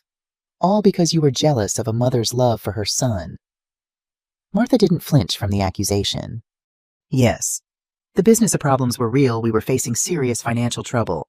But using you as the scapegoat, that was a choice driven by something uglier than financial necessity. Her honesty, however belated, carried a certain dignity. After years of manipulation and deception, Martha was finally offering the unvarnished truth, perhaps the only meaningful gift she had left to give.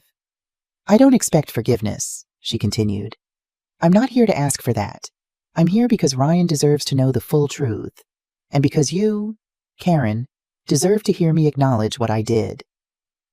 Ryan's expression remained carefully controlled, but I could see the emotions churning beneath the surface: anger, grief, confusion, even a reluctant appreciation for his grandmother's eventual honesty. There's one other matter, Martha said, reaching into her handbag with trembling hands. She withdrew a legal envelope and placed it on the table. This is a formal retraction of every statement I ever made about Karen's guilt, along with a detailed confession of my own role in framing her. It's been notarized and filed with the court that handled her original case. There's also a financial settlement. I don't want your money, I interrupted, the suggestion rekindling old anger. I understand, Martha replied calmly. But restitution isn't optional. The funds have been placed in a trust that will activate upon my death. You can donate it to charity if you wish, but I needed to make this right in every way possible. The comprehensiveness of her atonement was unexpected. Martha had apparently considered every aspect of the damage she had caused and attempted to address each component: legal, financial, and personal. Why now? Ryan asked, breaking his silence. You had 14 years to tell the truth. Why wait until you're dying? Martha's composed facade cracked slightly, regret flickering across her features. Cowardice, she admitted. The same weakness that led me to frame Karen rather than face the consequences of the financial fraud. I've spent my life avoiding difficult truths. Ryan, it's not a legacy I'm proud to leave you. Her candor seemed to affect Ryan more deeply than any justification could have. He nodded slowly, processing her words with the thoughtful consideration I'd come to recognize as characteristic of his approach to complex emotional situations. I appreciate your honesty now, he finally said. I wish it had come sooner. But I understand why it didn't. Martha's eyes filled with tears, the first genuine emotion I had seen from her in all our years of knowing each other. You are a better person than I raised you to be. Ryan, that credit belongs to the values your mother instilled before we took her away, and to your own innate goodness that survived despite our influence. The acknowledgement of Ryan's character and its source represented perhaps the most meaningful concession Martha could make. By attributing his positive qualities to me and to himself, she was surrendering her claim to have shaped him beneficially. Our conversation continued for another hour, covering difficult but necessary ground. Martha provided details about the original financial fraud, her manipulation of John, her systematic campaign to erase me from Ryan's consciousness. Each revelation was painful but clarifying, filling gaps in our understanding of how everything had unfolded. When Martha finally signaled that she was tiring and needed to leave, Ryan rose to help her stand. The gesture wasn't quite forgiveness, but it was human decency extended to someone who had shown precious little of it herself. "Goodbye, Ryan," Martha said, her hand lingering on his arm. "I won't ask to see you again. That choice belongs to you now, as it always should have." She turned to me, our eyes meeting directly. "Karen, I can't undo what I did to you. No apology can restore those years. But know that I die understanding the magnitude of my wrongdoing, and regretting it completely." I nodded, unable to offer forgiveness but acknowledging her attempt at amends. "Goodbye, Martha." As her caregiver led her from the room, Ryan and I remained seated, processing the encounter in silence. The Martha Miller who had just left was not the same woman who had orchestrated my destruction 14 years earlier. Whether her transformation stemmed from genuine moral awakening or merely the perspective of impending death was impossible to determine and ultimately irrelevant. "Are you okay?" I asked Ryan, concerned about the emotional impact of the meeting. He considered the question carefully before answering. "I think so. It's strange I've been so angry at her for so long. But seeing her like that, hearing her take responsibility, it doesn't erase what she did, but it changes how I feel about it somehow. That's the difference between justice and revenge," I suggested. "Justice includes accountability and acknowledgement. Revenge requires continued suffering." Ryan nodded thoughtfully. "I don't want her to suffer. I just needed her to admit what she did, to stop pretending it was justified." "And now she has," I said simply. We left the restaurant together, walking to the car in companionable silence. The meeting with Martha represented a closing chapter, but not the end of our story. The future stretched before us, no longer shadowed by unresolved conflicts or unanswered questions. Martha Miller passed away peacefully in her sleep 6 weeks later. Ryan attended the funeral, standing quietly at the back of the church, paying respects not to the woman who had orchestrated my destruction, but to the grandmother who had, in her final act, chosen truth over pretense. I did not attend. Some distances cannot be bridged, even by death. Instead, I honored Martha's passing in my own way by donating the trust funds she had established to a foundation supporting children separated from parents by incarceration. The money that had once maintained the Miller facade would now help heal families fractured by circumstances similar to our own. John called after the funeral, his voice rough with emotion. "She asked me to tell you something. At the end, she said, 'Tell Karen I was wrong about everything, especially about her not belonging. She was always stronger than any of us.'" The message, Martha's final acknowledgement of the resilience she had tried and failed to break, brought unexpected tears to my eyes. Not forgiveness, not reconciliation, but recognition. After 14 years of being painted as the wretched woman, I had been seen, finally, for who I truly was. "Thank you for telling me," I said to John. "I hope you find peace, too." In the months that followed, Ryan and I continued building our relationship, no longer defined by the shadow of Martha's influence or the trauma of our separation. He excelled in his studies, developing particular interest in ethical business practices and corporate governance fields, directly informed by his family history. My business expanded thoughtfully, with Ryan's input shaping new directions and initiatives. KM Accommodations launched a program providing transitional housing for women recently released from prison, offering both accommodation and employment opportunities. The wretched woman, once stripped of everything, now created pathways for others to rebuild their lives. The pain of our 14-year separation never disappeared entirely.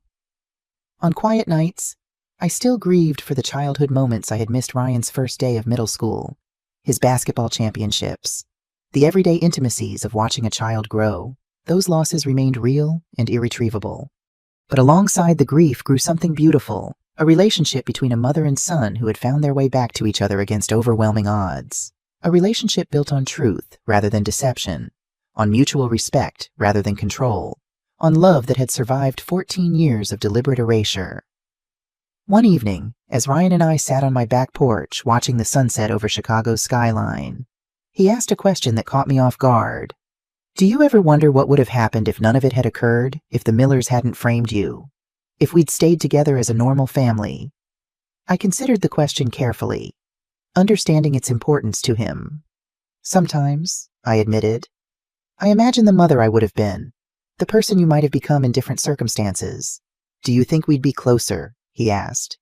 "More like a normal mother and son."